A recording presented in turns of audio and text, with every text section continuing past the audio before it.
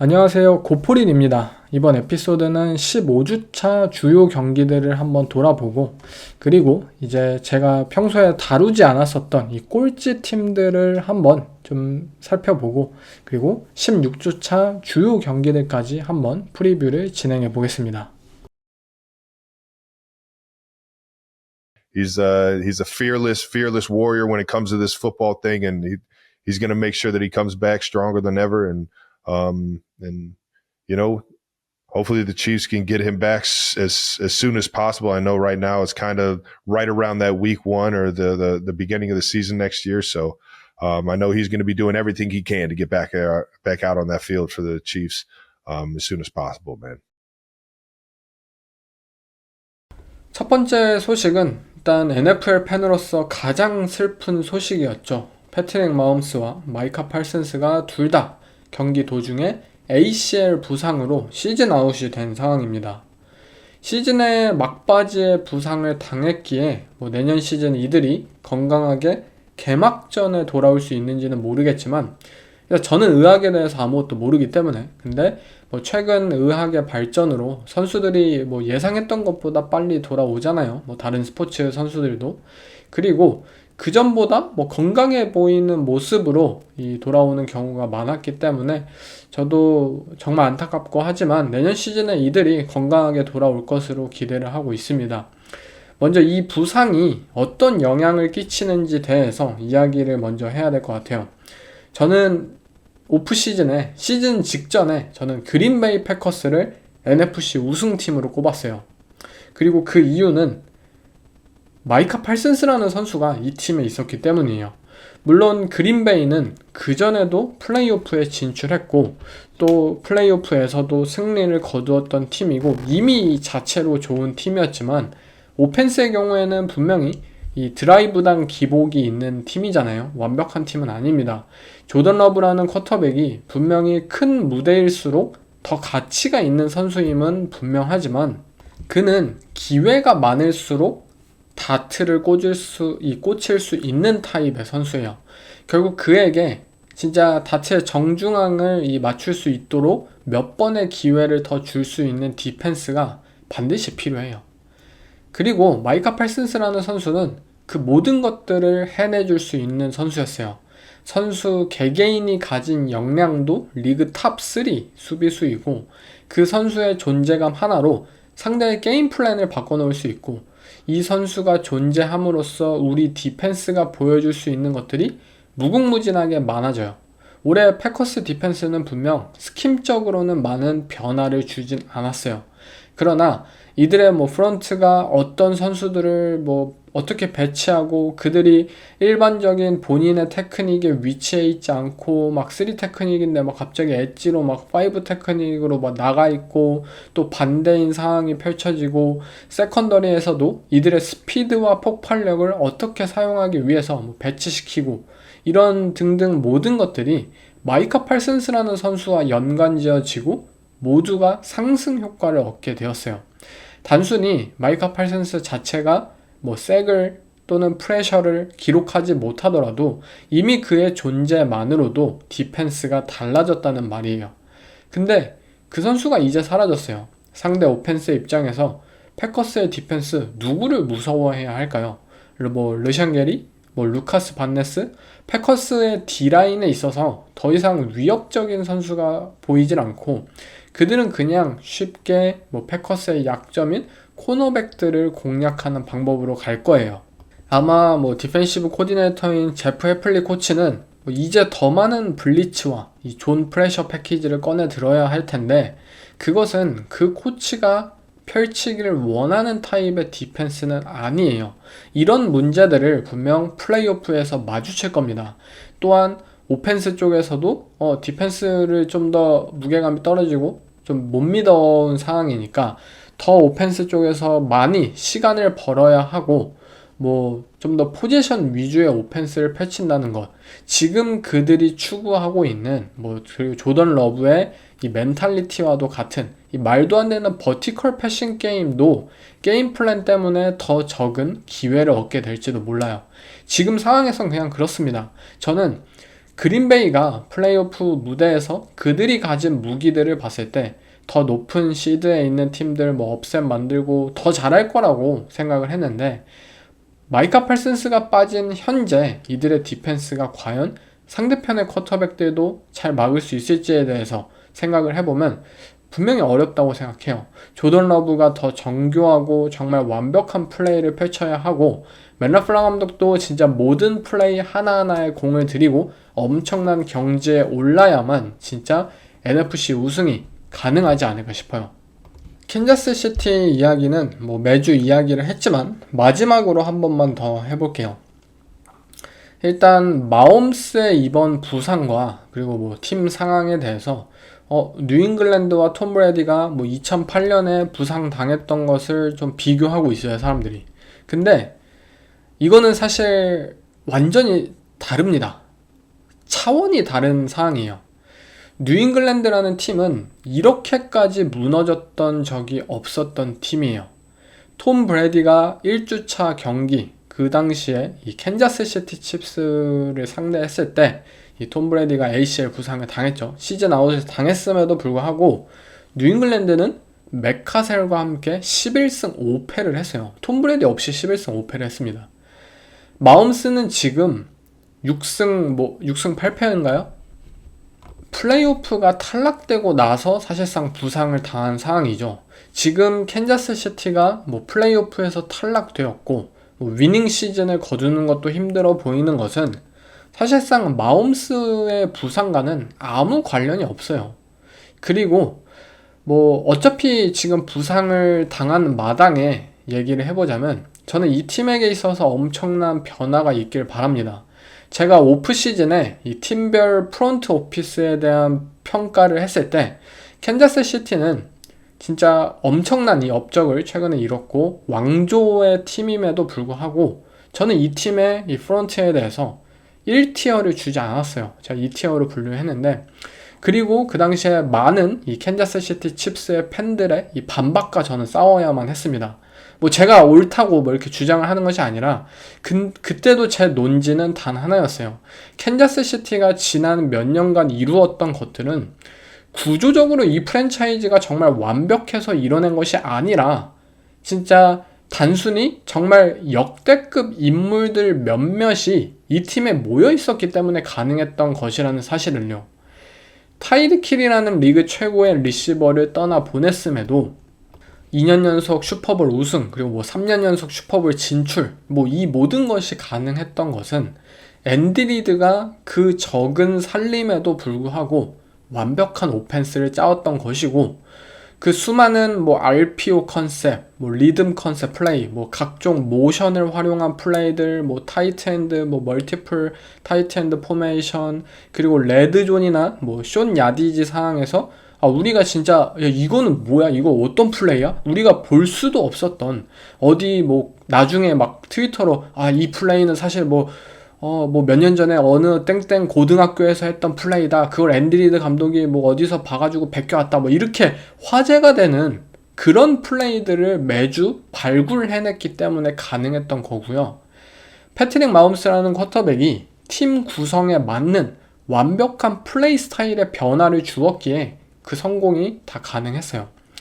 또한 디펜스적으로도 이 스패그 코치가 엄청난 이 업적들을 이뤄냈고, 선수 발굴도 잘하고 그 선수들을 어떻게 스킴에 짜고 또 매주 말도 안 되는 게임 플랜을 짜고 와서 상대 쿼터백 혼란시키고 이런 것들이 가능했고, 또 그 사이에서 오펜스에는 트래비스 켈시, 디펜스에는 크리스 존스라는 정말 최고의 리더들, 그리고 본인들 스스로 이 필드 위에서 보여주는 어마어마한 존재감, 이 선수들이 패트릭 마홈스를 도와주고 팀을 이끌었기 때문에 이 모든 성공이 가능했어요. 그 상황에서 이들은 분명 많은 업적을 이뤄냈고, 아마 프런트 오피스는 여기서 자승자박에 빠진 것 같아요. 그들은 분명하게 탤런트 영입에 있어서 안주했고 더 팀적으로 탤런트적으로 나아지려는 모습을 보이진 않았어요. 그들의 리시버진을 한번 생각해 봅시다. 진짜 객관적으로 우리가 지난 4년 동안 이 캔자스 시티가 뭐 슈퍼볼 리핏하고 했는데 진짜 슈퍼볼 우승팀의 리시버진이라고 생각을 할 수 있나요? 뭐 런닝백진도 마찬가지고 그냥 오펜스 웨폰진 전체가 슈퍼볼 우승팀 수준이 맞나? 라고 싶어요. 그런데도 항상 성공을 거두었기 때문에 이들은 그냥 뒀어요. 매번 도돌이표였어요. 대충 뭐 드래프트를 통해서 리시버 뽑아보고, 근데 그 선수들 뭐 스카이무어 뭐 이런 선수들 다 그냥 버스트 되고, 또 뭐 방출하고 또 뽑고, 뭐 자비의 워디 뽑고, 약간 이런 식으로 매번 진행이 되었죠. 단 한 번도 외부 자원을 통해서 무언가를 해결하려는 의지를 보이지 않았어요. 디펜스도 마찬가지예요.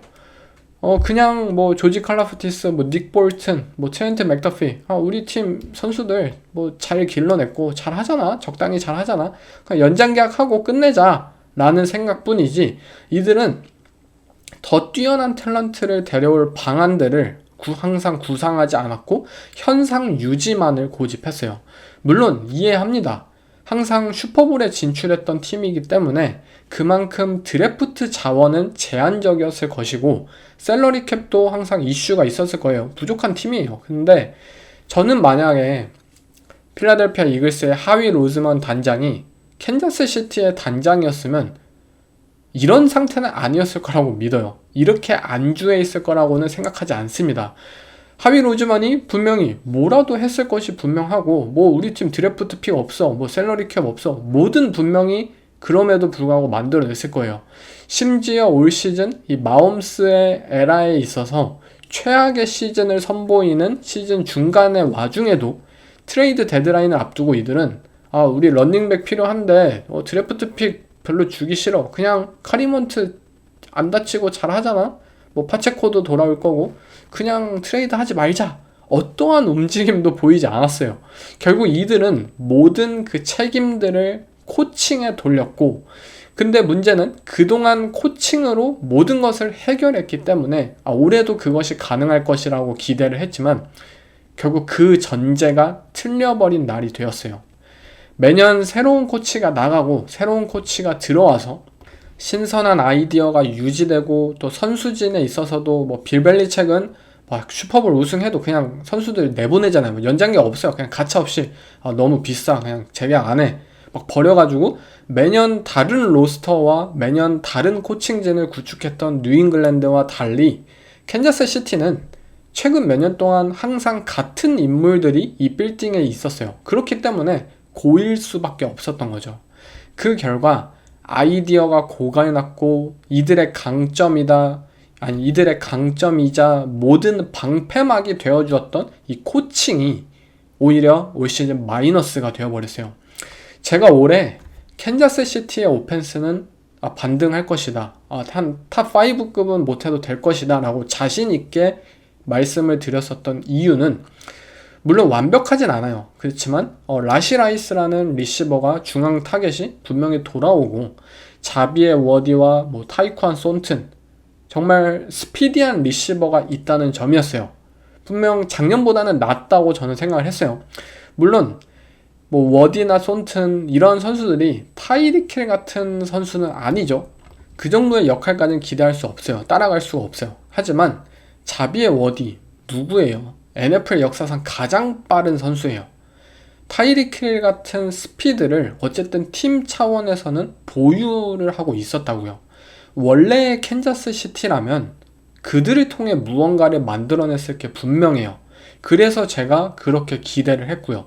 그러나 올해 이들은 자비의 워디 빨라, 타이쿠안 손튼 빨라, 근데 그 스피드를 이용하는 방법을 잊어버렸고, 라시 라이스는 뭐 수비수들에게 그냥 얻어맞도록 배치를 막 시켜놓고 러싱 게임에 있어서는 아예 손을 놔버렸어요. 리그의 젊은 코치들이 현재 선보이고 있는 언더센터에서의 플레이 컨셉들, 또는 뭐 플레이 액션, 정말 다양하게 요즘 막 뻗어나가고 있잖아요. 미친 수준이에요. 그리고 뭐 전보 패키지 6명의 오펜시브 라인 올려가지고 하는 게 지금 리그 31개 모든 팀들이 사용을 하고 있고, 뭐 LA 램스의 뭐 13 퍼스널 타이트엔드 3명 올려서 하는 패싱 게임, 뭐 이러한 정말 창의적이고 트렌드 되고 있는 그러한 플레이들이 캔자스 시티에서는 전혀 볼 수가 없었어요. 그들의 오펜스는 매년 보여주었던 너무 뻔한 방식으로 흘러나왔고, 디펜스에게 있어서 이것은 너무나도 쉬운 존재였어요. 마홈스의 부진은 이 모든 것들이 연계가 됩니다. 올해 패트릭 마홈스라는 쿼터백이 그 어느 시즌보다도 스크램블 야드를 많이 기록한 이유, 물론 패트릭 마홈스가 이 발목 부상에서 온전히 회복을 해서 건강하기 때문에 그만큼 잘 뛰어댕길 수 있었던 것은 사실이지만, 패트릭 마홈스가 왜 뛰어야만 하냐, 정해진 플레이대로 패스를 할 수 없었던 상황이 많았기에 그만큼 뛰어다닌 거예요. 그리고 그가 왜 이렇게 오버스로우를 많이 던지고 타이쿠안 손튼이나 이런 선수들한테 막 40야드짜리 딥볼 막 성공시킬 수 있는데도 막 오버스로우로 연결되고, 그리고 오픈 찬스들 막 트래비스 캐시 중앙에 타겟 있는데도 그냥 보고 지나치는 경우가 굉장히 많았잖아요. 그 이유는 단순해요. 오펜스에 대한 신뢰가 없었기 때문이에요. 마홈스가 이번에 뭐 부상을 당한 장면도 뛰다가 태클을 당해가지고 ACL 부상을 당했잖아요. 물론 ACL 부상 당하고 이런 것들은 다 운이라고 생각해요. 부상은 다 운이에요. 그냥 일반적으로 태클 당했는데 그게 진짜 시즌 아웃이 될 수도 있고, 아니 그냥 털어서 그냥 일어나서 또 다음 플레이를 뛸 수도 있고, 다 운의 영역입니다. 하지만 이 모든 것들이 결국 저는 칩스의 문제들이 하나하나가 쌓이고 쌓여서 결국 마홈스의 부상으로 터진 것이라고 생각해요. 왜 마홈스가 또 뛰어야 했을까? 왜 마홈스는 패스를 던지지 않았을까? 이 모든 것들이 결국 구조적인 문제를 가지고 있었다고 생각이 들어요. 이번 오프시즌 캔자스 시티는 정말 달라져야 한다고 생각해요. 패트릭 마홈스는 분명 건강하게 돌아올 것이고, 돌아오기만 하면 슈퍼볼 컨텐더의 팀이라고 저는 생각합니다. 톰 브래디가 2008년에 부상당하고 또 돌아오자마자 2009년에 다시 디비전 우승을 거머쥐었고 15년을 더 뛴 것처럼 정말 대단합니다. 패트릭 마홈스도 저는 걱정하지 않아요. 이 쿼터백의 뭐 실력이 떨어지고 뭐 그런 거 전혀 걱정하지 않습니다. 그러나 캔자스 시티 이 빌딩은 전체적으로 바뀌어야만 합니다. 뭐 오펜시브 코디네이터인 맨 내기가 뭐 다른 팀을 가든, 뭐 다른 쿼터백 코치를 뭐 데려와서 뭐 새로운 플레이 오펜시브 코디네이터로 뭐 새로 올리든, 또는 뭐 디펜스 쪽에서도 어느 정도 변화가 필요하고 본인들의 로스터가 정말 최선인지 연구하고 어떻게 하면 더 나은 팀으로 거듭날 수 있을지에 대해서 프런트가 고민하고 정말 이제는 행동으로 이 노력을 해야 한다고 생각합니다. 제가 그래도 캔자스 시티의 내년 시즌 뭐 앞으로의 모습들을 긍정적으로 보는 이유는 앤디 리드 감독과 패트릭 마홈스가 있기 때문이에요. 어떤 난관이 분명히 있더라도 잘 헤쳐나올 수 있는 인물들이기 때문에 내년 시즌, 뭐 내년 오프 시즌에 제가 또 한번 시즌 예측을 할 텐데, 뭐 AFC 우승팀 꼽아라 했을 때 저는 캔자스 시티를 꼽을 것 같아요. 그 정도로 뭐 놀랍지 않은 팀이고 정말 좋은 팀이라고는 생각하기 때문에 뭐 장기적으로 걱정은 하지 않습니다. 하지만 어차피 이렇게 된 거 이번 오프 시즌은 그래도 좀 대대적인 변화를 보여야만 뭔가 달라지지 않을까 싶습니다.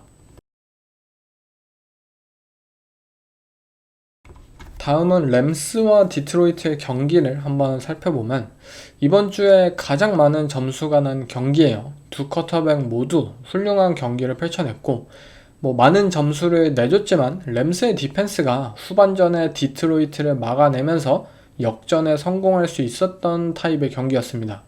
먼저 디트로이트의 이날 전반전은 엄청난 수준이었어요.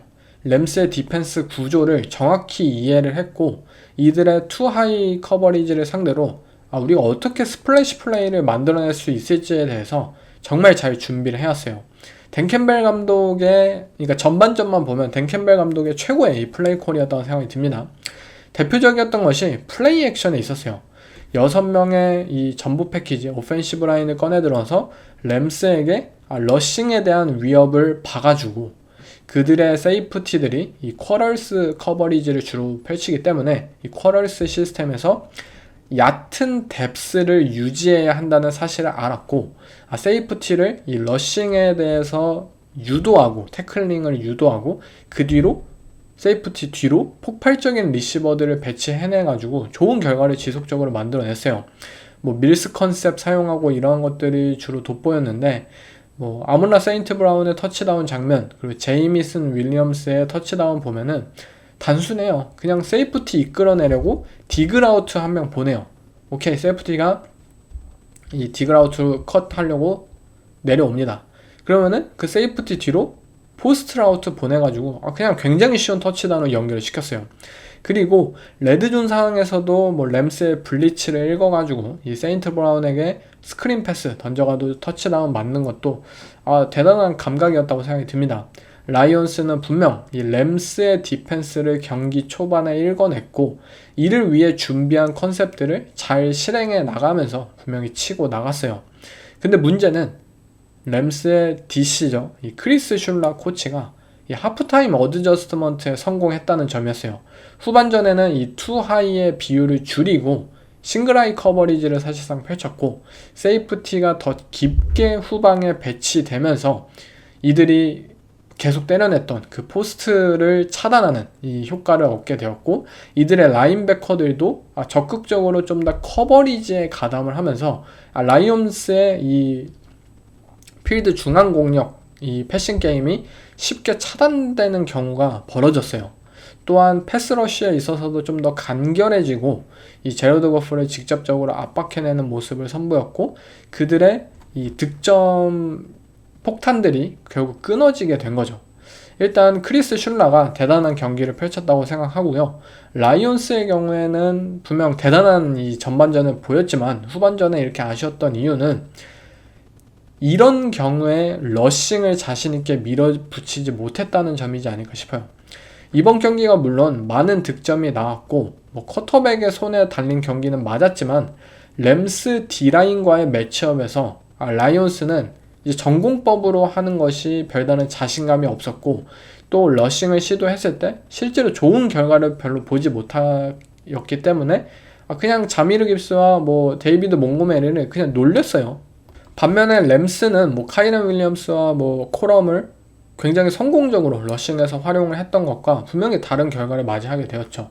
본인들의 인테리어 오펜시브 라인진이 상대적으로 경쟁력이 부족하고 또 스킴적인 다양성을 선보일 수 없는 만큼 좀 더 패싱에 더욱더 몰두하고 연구했던 것은 어쩔 수 없으니까 그것은 맞는 방향이라고는 보지만 결국 플레이오프 무대를 위해서 정말 이렇게 램스 같은 강팀을 상대하기 위해서는 저는 러싱에서의 돌파구를 어떻게 해서든 찾아야 한다고 생각해요. 플레이오프에 가면은 제러드 거프가 힘들어 하잖아요. 작년 시즌 다 보셨잖아요. 그리고 본인들이 설사 30점의 득점을 하더라도 이번 경기처럼 상대가 40점을 득점하면은 이건 무용지물이에요. 그처럼 경기를 좀 더 주도하고 실질적인 플레이오프 타입의 이 풋볼을 펼치기 위해서 라이온스가 남은 시즌 얼마 안 남았지만 좀 러싱에 대한 부분을 준비해야 되지 않을까 싶어요. 램스의 오펜스의 경우에는 13 퍼스널 굉장히 많이 나왔고요. 그리고 디트로이트 라이온스가 잘 막지를 못했어요. 사실 디트로이트 라이온스는 이 베이스 디펜스를 운용하는 팀입니다. 이들의 라인베커진 3명, 데릭 반즈, 알렉스 안젤로니, 그리고 잭 캠벨, 이 3명의 라인베커가 있는 팀으로서 헤비 퍼스널의 매치업에 있어서 좀 자신을 있어 하는 팀이에요.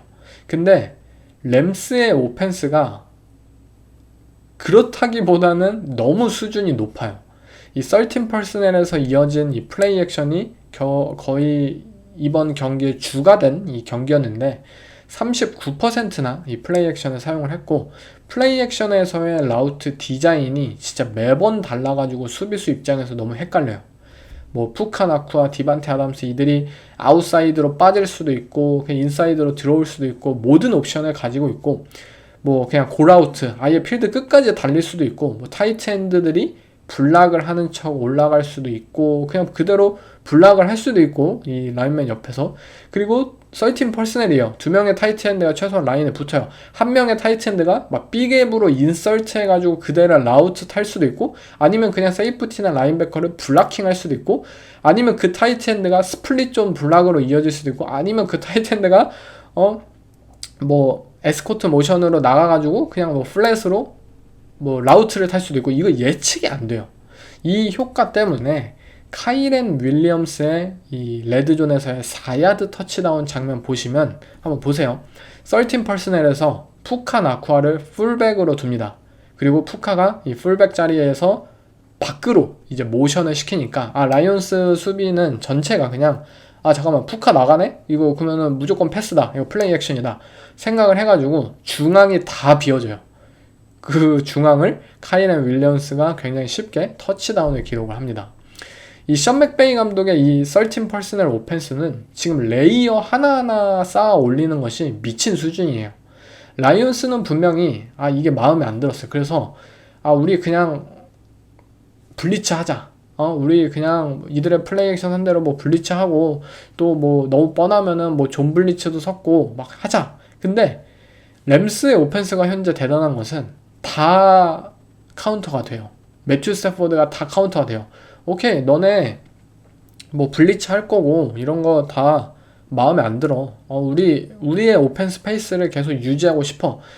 우리 그냥 MT 포메이션 펼칠 거야. MT 포메이션 스프레드 펼쳐가지고 너네 디펜스가 뭐 블리츠를 할 건지 뭐 할 건지 우리한테 미리 허락받고 해. 숨기지 못하도록 만들고 우리 맨 커버리지 블리츠 1대1 그냥 리시버 우리를 믿어. 푸카 나쿠아 그냥 20야드 30야드 다 잡고 디반테 아담스 오케이 릴리즈에서 그냥 너네 코너백 그냥 따돌릴 수 있어. 그냥 때려 박는 거예요. 물론 라이온스의 디펜스도 뭐 맨 커버리지 상황에서 정말 고군분투 잘 하고 있지만 지금 램스의 이 푸카 나쿠아와 디반테 아담스는 미쳤어요. 이건 못 막아요. 아무리 완벽해도 못 막아요. 또 결국 램스 입장에서는 이 꺼내들 수 있는 패가 너무나도 많아요. 반면에 라이온스는 패가 부족했다. 그나마 적은 패로도 지금까지 잘 싸워왔지만 정말 좋은 오펜스를 상대로는 도저히 방도가 없는 거죠. 이거는. 그렇다고 뭐 엄청난 게임 플랜을 들고 와가지고 셰퍼드 코치가 또 막 감독 후보로 주목을 받기에는 션 맥베이 감독은 경기 내내 올해 진화하고 변화를 하고 있습니다. 그들의 페이스를 현재 멈출 수가 없어요. Sometimes there is doubt and it's real, and again you can the guaranteed safe bet is to go home or to not go for it, and the other one is shoot, let's see what happens, and so I hope that in that sense that it can be a positive to some young boys, or young people. It doesn't have to be boys, but. 다음은 인디애나 콜츠와 시애틀 시옥스, 이 필립 리버스의 5년 만에 복귀 경기에 대해서 이 얘기를 안 할 수가 없습니다. 먼저 소감을 말하자면 필립 리버스의 두뇌는 살아있다 라고 느꼈어요. 머리는 진짜 똑똑하다. 이 선수가 뭐 전성기 뭐 젊었을 때에도 사실 뭐 운동 능력이나 이런 것들의 강점을 가진 쿼터백이 아니잖아요. 오히려 스냅 전에 상대 디펜스가 뭘 할지를 막 오히려 막 야 너네 이거 할 거지 하면서 미리 얘기해서 막 꼽을 주기까지 하는 타입의 쿼터백이잖아요. 막 트래시 토킹 하면서 너네 뭐 할지 다 알아. 야 너 거기 뭐 52번 블리츠 똑바로 해. 막 이런 식으로 하는 쿼터백이잖아요. 정말 똑똑한 선수예요. 일단 필립 리버스가 복귀를 하더라도 결국 인디애나 콜츠의 오펜스는 조나단 테일러라는 러닝백에 의해서 굴러갈 운명이었어요. 44살의 쿼터백에게 뭐 많은 것을 기대하면 당연히 안 되죠. 더군다나 인디애나 콜츠라는 팀이 추구하는 풋볼, 지금까지 했던 풋볼, 그리고 올 시즌 조나단 테일러가 대활약을 펼쳤던 만큼 앞으로의 시즌에 있어서 뭐 콜츠 오펜스에게 중요했던 것은 저는 뭐 사실상 필립 리버스의 활약 여부보다는 이 시즌 중반까지 미친 페이스를 선보였던 조나단 테일러가 지금 잠잠한데 그걸 어떻게 다시 되살리냐가 더 중요했다고 봤어요. 시애틀 시옥스의 경우 투 하이 커버리지 팀이잖아요. 뭐 LA 램스와 마찬가지로 그 비중이 정말 리그 탑 3 안에 듭니다. 정말 그 팀인데 인디애나 입장에서는 오케이 상대가 투 하이 커버리지? 그럼 박스가 비었겠네? 우리 조나단 테일러의 러싱 게임 이 경기 잘 풀리겠고 뭐 시애틀 시옥스의 뭐 반대 입장에서는 우리는 진짜 조나단 테일러만 어떻게 막으면은 경기를 쉽게 풀어갈 수 있었던 그러한 양상의 경기였어요. 그리고 결과는 시애틀의 디펜스가 승리를 했습니다. 시애틀 시옥스는 실제로 투 하이를 계속 유지했어요. 싱글 하이를 거의 안 했어요. 인디애나 콜츠는 분명 이 필립 리버스에게 많은 패스의 기회를 주는 것에 부담이 있었고 조나단 테일러를 믿는 것이 저는 옳았을 판단이라고 생각해요. 뭐 넘버상으로도 그 선택은 맞고요. 그러나 시애틀의 프론트 세븐이 미쳤습니다. 뭐 아웃사이드, 인테리어 뭐 상관없이 라인맨들이 런 게임의 분열을 가져왔고 조나단 테일러였기 때문에 저는 이 정도 수준으로 끝났다고 봐요. 그 선수의 뭐 컷백이나 점프컷 뭐 이런 것들이 1, 2야드를 더 따내줬던 것이지 만약 진짜 그냥 평균적인 러닝백이 이 경기를 떴다면 그냥 아예 전진조차 못했을 거라고 생각해요. 그리고 뭐 시애틀 시옥스의 이 니켈이죠. 이 닉 이메너리 이 세이프티가 무슨 캠 챈슬러급의 활약을 선보이면서 니켈에서 이 정도의 존재감을 보일지 저는 상상도 못했어요. 콜츠의 러싱 오펜스가 분명 리그 최고의 디자인과 러닝백을 보유했지만 그냥 매치업 싸움 자체에서 시애틀의 디펜스를 뚫어내기에는 역부족이었어요. 그리고 콜츠의 오펜스가 여기서 아쉬운 점은 물론 조나단 테일러 정말 대단한 러닝백입니다. 뭐 올 시즌도 뭐 러싱 야드, 뭐 러싱 터치다운 다 지금 1등이죠. 근데 이번 경기에 뭐 조나단 테일러가 25번 러싱을 시도해서 87야드를 만들어냈고 뭐 리그 평균 러닝백이었다면 저는 한 60야드밖에 기록을 못했을 거예요. 그 정도로 러싱에 관해서만큼은 정말 특별한 선수입니다. 하지만 지금의 러닝백의 가치를 돋보이게 해주는 것은 패싱에 있어요. 뭐 자미르 깁스, 비잔 로빈슨, 그리고 올 시즌 러싱에서는 꼬라박고 있어요. 근데 패싱에서 미친 수준을 선보이고 있는 크리스찬 맥카프리까지 이 러닝백들이 단순히 러싱 능력으로만 따지면 조나단 테일러보다 못할지 몰라요. 그러나 전체적으로 이들이 조나단 테일러보다 더 가치 있는 이유는 러싱이 잘 풀리지 않는 경기이더라도 꾸준히 필드 위에 있을 수 있고 패싱에서 또 다른 가치를 창출해내기 때문이에요. 콜츠가 4연패를 당하고 있어요 지금. 근데 그 와중에 조나단 테일러도 100야드 이상의 러싱 경기를 못 만들고 있어요. 이처럼 팀 내 최고의 오펜스 플레이어가 팀의 부진을 끊어내기가 어렵다는 구조는 사실 러닝백의 패싱 스킬이 이 리그에 있어서 얼마나 중요한지를 저는 일깨워준다고 생각해요. 네, 이제 필립 리버스에 대해서 이야기를 해보자면 저는 두뇌적으로는 리버스가 엄청났다고 생각해요. 앞에서도 말씀드렸다시피 물론 시애틀 시옥스의 디펜스가 무언가 특별한 것을 시도하진 않았어요. 그냥 시애틀 입장에서는 그냥 우리는 뭐 태클링 열심히 하고 뭐 실수 없이 그냥 우리 하던 대로만 하면 인디애나 오펜스 별로 무섭지 않다라고 생각을 했던 것 같아요. 그 결과 필립 리버스는 디펜스가 스냅 후에 어떻게 이어질지를 미리 예측하는 데 성공을 했고 진짜 본인이 던져야 하는 곳들에 잘 패스를 던졌어요. 근데 역시나 우려했던 피지컬적인 요소 때문에 분명히 톰 브레이디라는 쿼터백이 진짜 역대 최고의 선수라고 불리는 이유가 그냥 피지컬이 달라요. 필립 리버스 이제 44살이에요. 근데 릴리즈가 굉장히 일단 느리고 팔이 올라가는 속도 굉장히 느린데 또 그 상태에서 공을 던졌을 때 공이 날아가는 속도도 굉장히 느리고 공이 막 궤적도 좀 약간 불안하고 그냥 끝난 것 같아요. 어깨가 그냥 상해 있습니다. 이 빠른 플레이를 하잖아요. 시애틀 시옥스는 정말 안전하게 태클링도 하고 이 코너백들이 가진 그런 적극적인 플레이들 그런 시애틀의 수비수들에게 이 느린 진짜 아리랑 볼은 그냥 인컴플릿이 되는 거예요. 그냥 리커버 해가지고 빨리 쳐낼 수 있는 그러한 결과로 계속 이어졌어요. 물론 이 점이 아직 필립 리버스가 5년 만에 돌아왔으니까 몸이 아직 달아오르지 않았다. 점점 폼을 되찾으면 더 좋은 공을 뿌릴 수도 있다. 라고 볼 것인지 아니면 그냥 44살이다. 그냥 애초에 필립 리버스는 은퇴 당시에도 어깨는 끝났었다. 이제 끝이 났다. 라고 판단을 해야 할지 뭐 둘 중에 하나의 이제 판단을 지켜봐야 될 것 같은데 스크램블 전혀 안 되죠. 이런 게 되질 않고 그리고 경기 도중에 혼자 자빠져가지고 색을 셀프로 창출한 장면도 있었고 지금 배가 나와가지고 언더센터도 힘들어서 샷건만 펼쳐야 한다는 문제도 있고 저는 쉽지 않을 것 같아요. 뭐 저번에도 그냥 필립 리버스의 복귀 자체에 의의가 있는 것이지 이 선수가 잘하고 이런 것을 기대하면은 안 된다고 말씀을 드렸잖아요. 근데 진짜 이번 경기를 보고 더 확신이 들었어요. 그냥 끝이 났어요. 인디애나 콜츠가 60야드 필드골을 마지막에 시도를 했잖아요.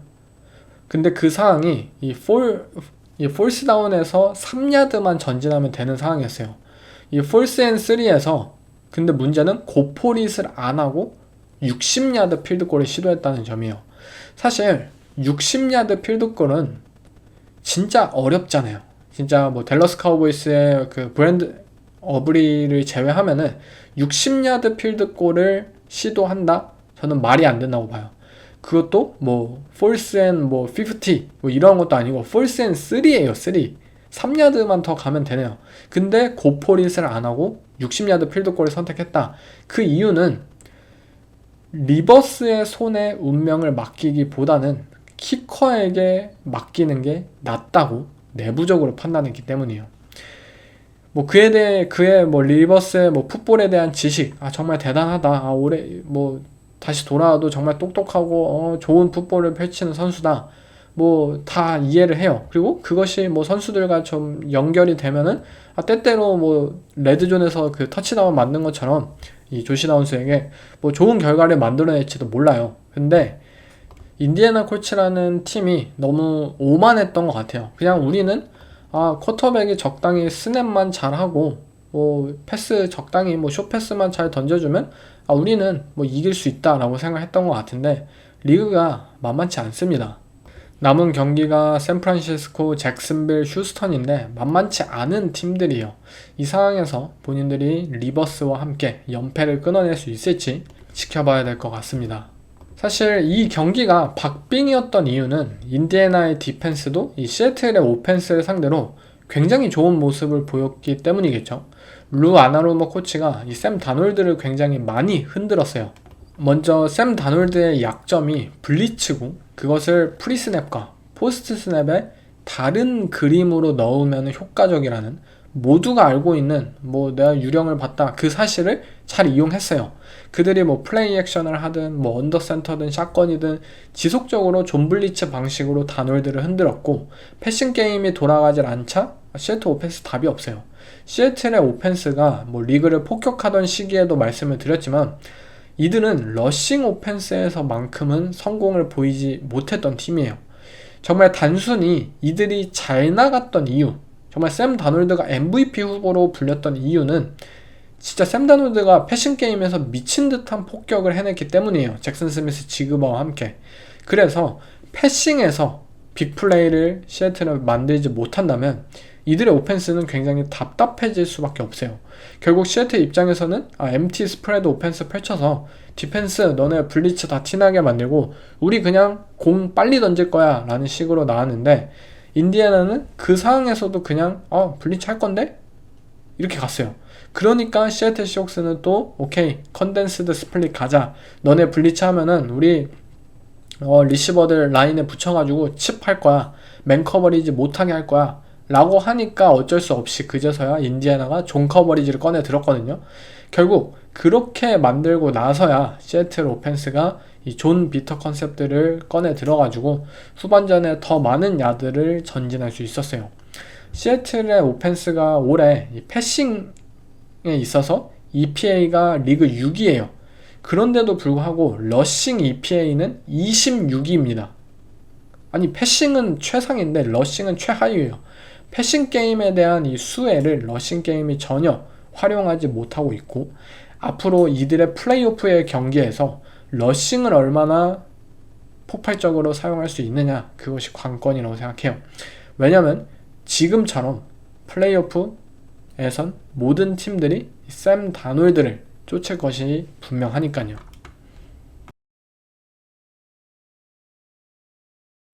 다음으로는 평소에 얘기하지 않았던 이제 꼴찌 팀들에 대해서 좀 이야기를 해보고 싶습니다. 첫 번째 팀, 항상 이런 에피소드를 하면은 그냥 단골 팀이죠. 바로 뉴욕 제츠예요. 올해도 10년 연속 위닝 시즌 실패, 15년 연속 플레이오프 진출에 실패했어요. 뉴욕 제츠예요, 그냥. 올해는 그래도 좀 새로운 감독, 새로운 단장을 선임했던 첫 번째 시즌인 만큼 그래도 좀 기대를 모았던 뉴욕 제츠지만 그냥 똑같이 재앙 같은 시즌이었습니다. 사실 에런 글렌 감독이 너무 미디어에서 현재 그리고 과거에 몇 달 전부터 화두였던 만큼 이 감독인 글렌부터 한번 이야기를 해야겠죠. 디트로이트 라이온스의 넥스트 댄 캠벨을 바라보고 영입을 했는데 현재까지 봤을 땐 이 댄 캠벨과는 너무나도 다른 인물로 보여요.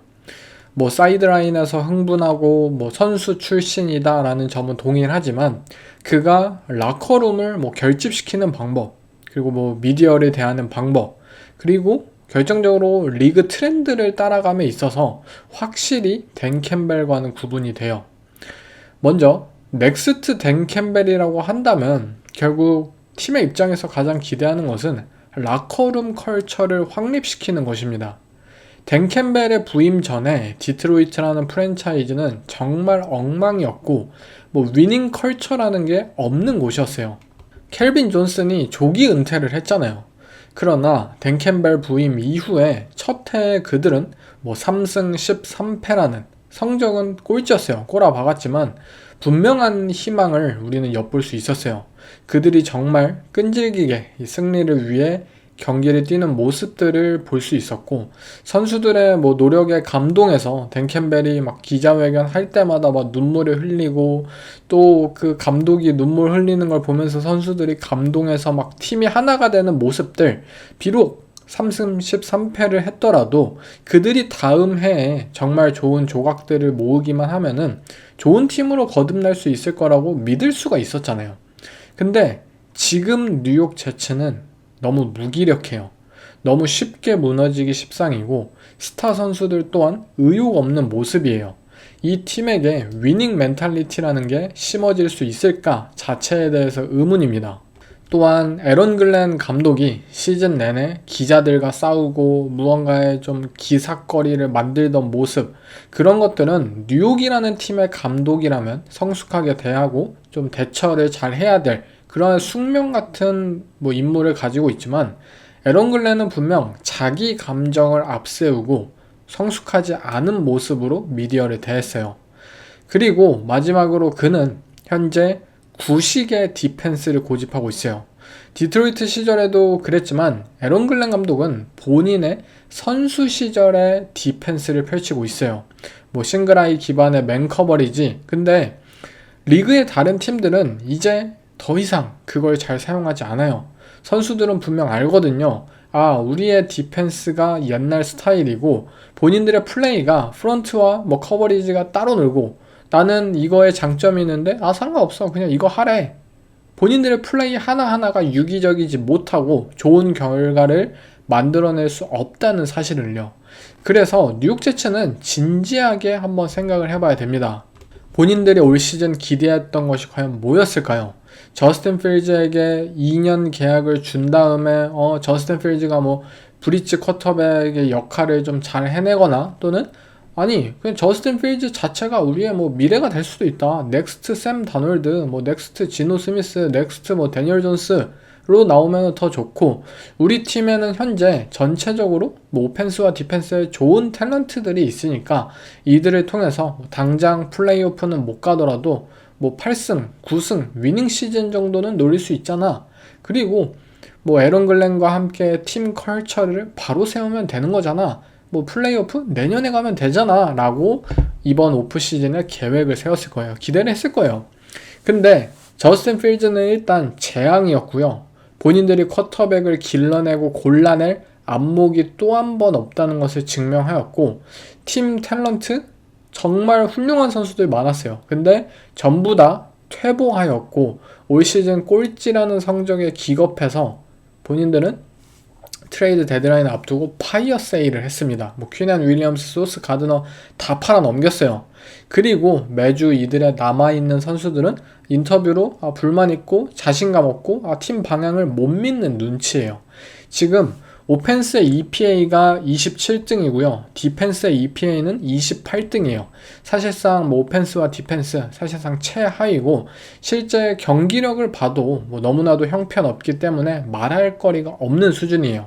저는 분명 에런 글렌 감독이 엄청난 노력가라고는 생각해요. 하지만 그가 보이는 방향들이 사뭇 제가 기대했던 방향과는 분명히 다르고, 지금 제츠 프랜차이즈가 리빌딩 버튼을 다시 누르는 상황에서 에런 글렌 감독한테 그 역할을 맡기는 게 맞는 것인지, 혹여나 우리가 올바른 방향으로 가고 있더라도 뉴욕 제츠라는 팀은 분명히 시간이 없는 팀이에요. 10년 연속 위닝 시즌 못 거두고 있고 15년 연속 지금 플레이오프에 실패했어요. 이 팀은 뭐를 빨리 좋은 결과를 만들어야만 해요.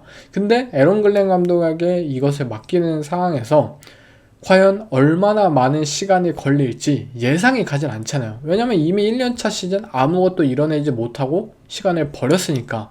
그런 에런 글렌 감독의 체제이기 때문에 더 큰 고민에 현재 휩싸여 있지 않을까 싶습니다.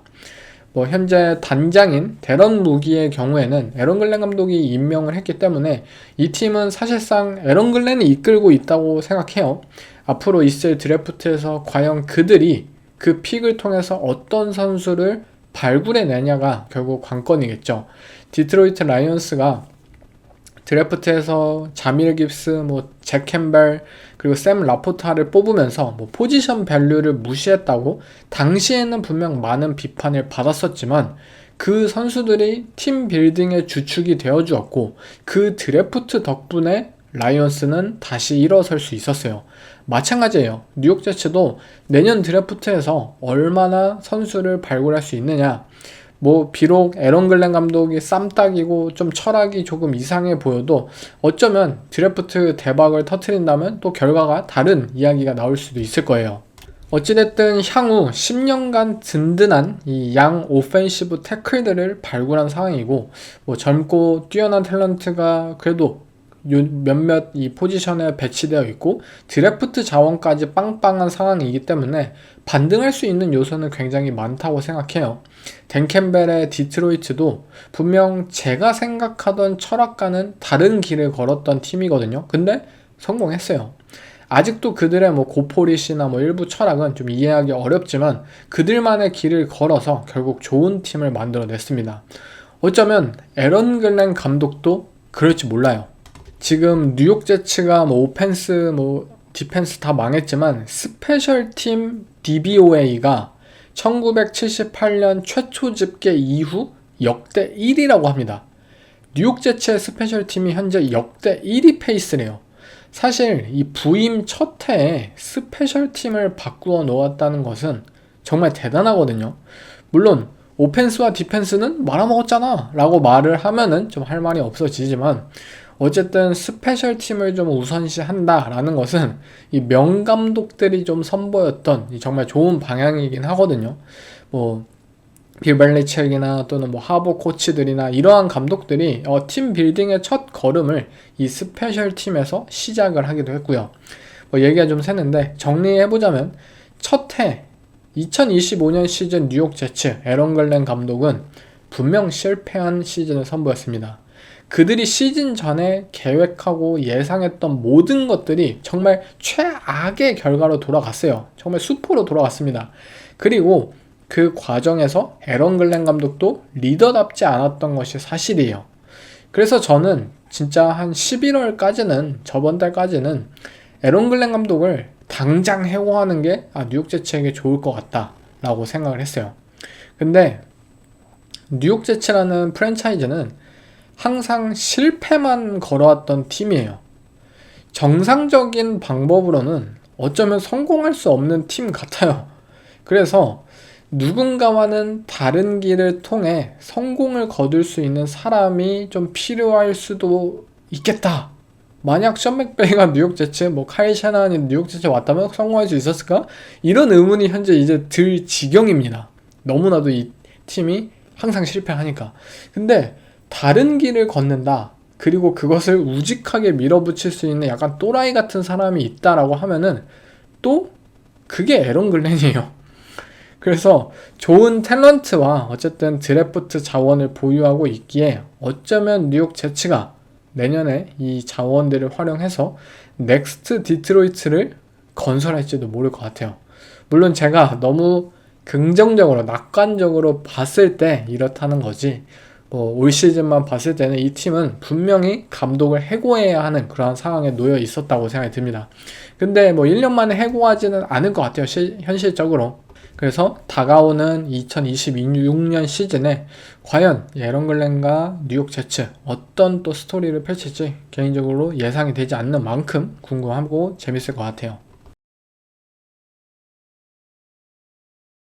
다음 팀은 뉴욕 제츠와 마찬가지로 이 사이 좋은 팀이죠. 바로 클리브랜드 브라운스입니다. 브라운스는 뭐 일단 스탯부터 한번 볼게요. 오펜스 EPA가 32등 꼴찌예요. 그리고 디펜스의 EPA는 3등입니다. 엄청납니다. 먼저 오펜스부터 이야기를 하자면 참 이야기가 너무나도 많았던 시즌이에요. 시즌 전에 쿼터백 룸에 5명을 무려 안고 갔고요. 그 중에서 드셔너스는 올해도 뭐 경기를 뛰지 못했고, 또 파파 이 40살의 조 플라코는 주전으로 이 시즌을 시작했지만 결국 벤치로 되면서 또 신시내티로 트레이드를 당하기도 했죠.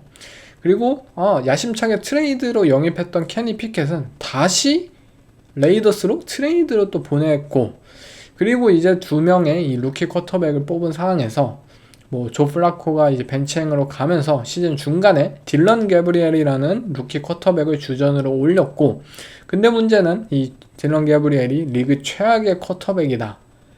진짜 뭐 이것은 실드를 칠 요소가 단 1도 없는, 긍정적으로 바라볼 수 있는 게 단 하나도 없는 리그 최악의 쿼터백이었기 때문에 그 상황에서 클리브랜드는 왜 이렇게 못하는 쿼터백을 계속 기용하고 이 프라임 타임의 아들인 왜 슈돌 샌더스를 올리지 않느냐, 뭐 이러한 뭐 케빈 스테판스키는 뭐 인종차별주의자다 뭐 이런 소리까지 나왔을 정도 황당할 정도로 막 그런 어쨌든 상황에 놓이게 되었죠.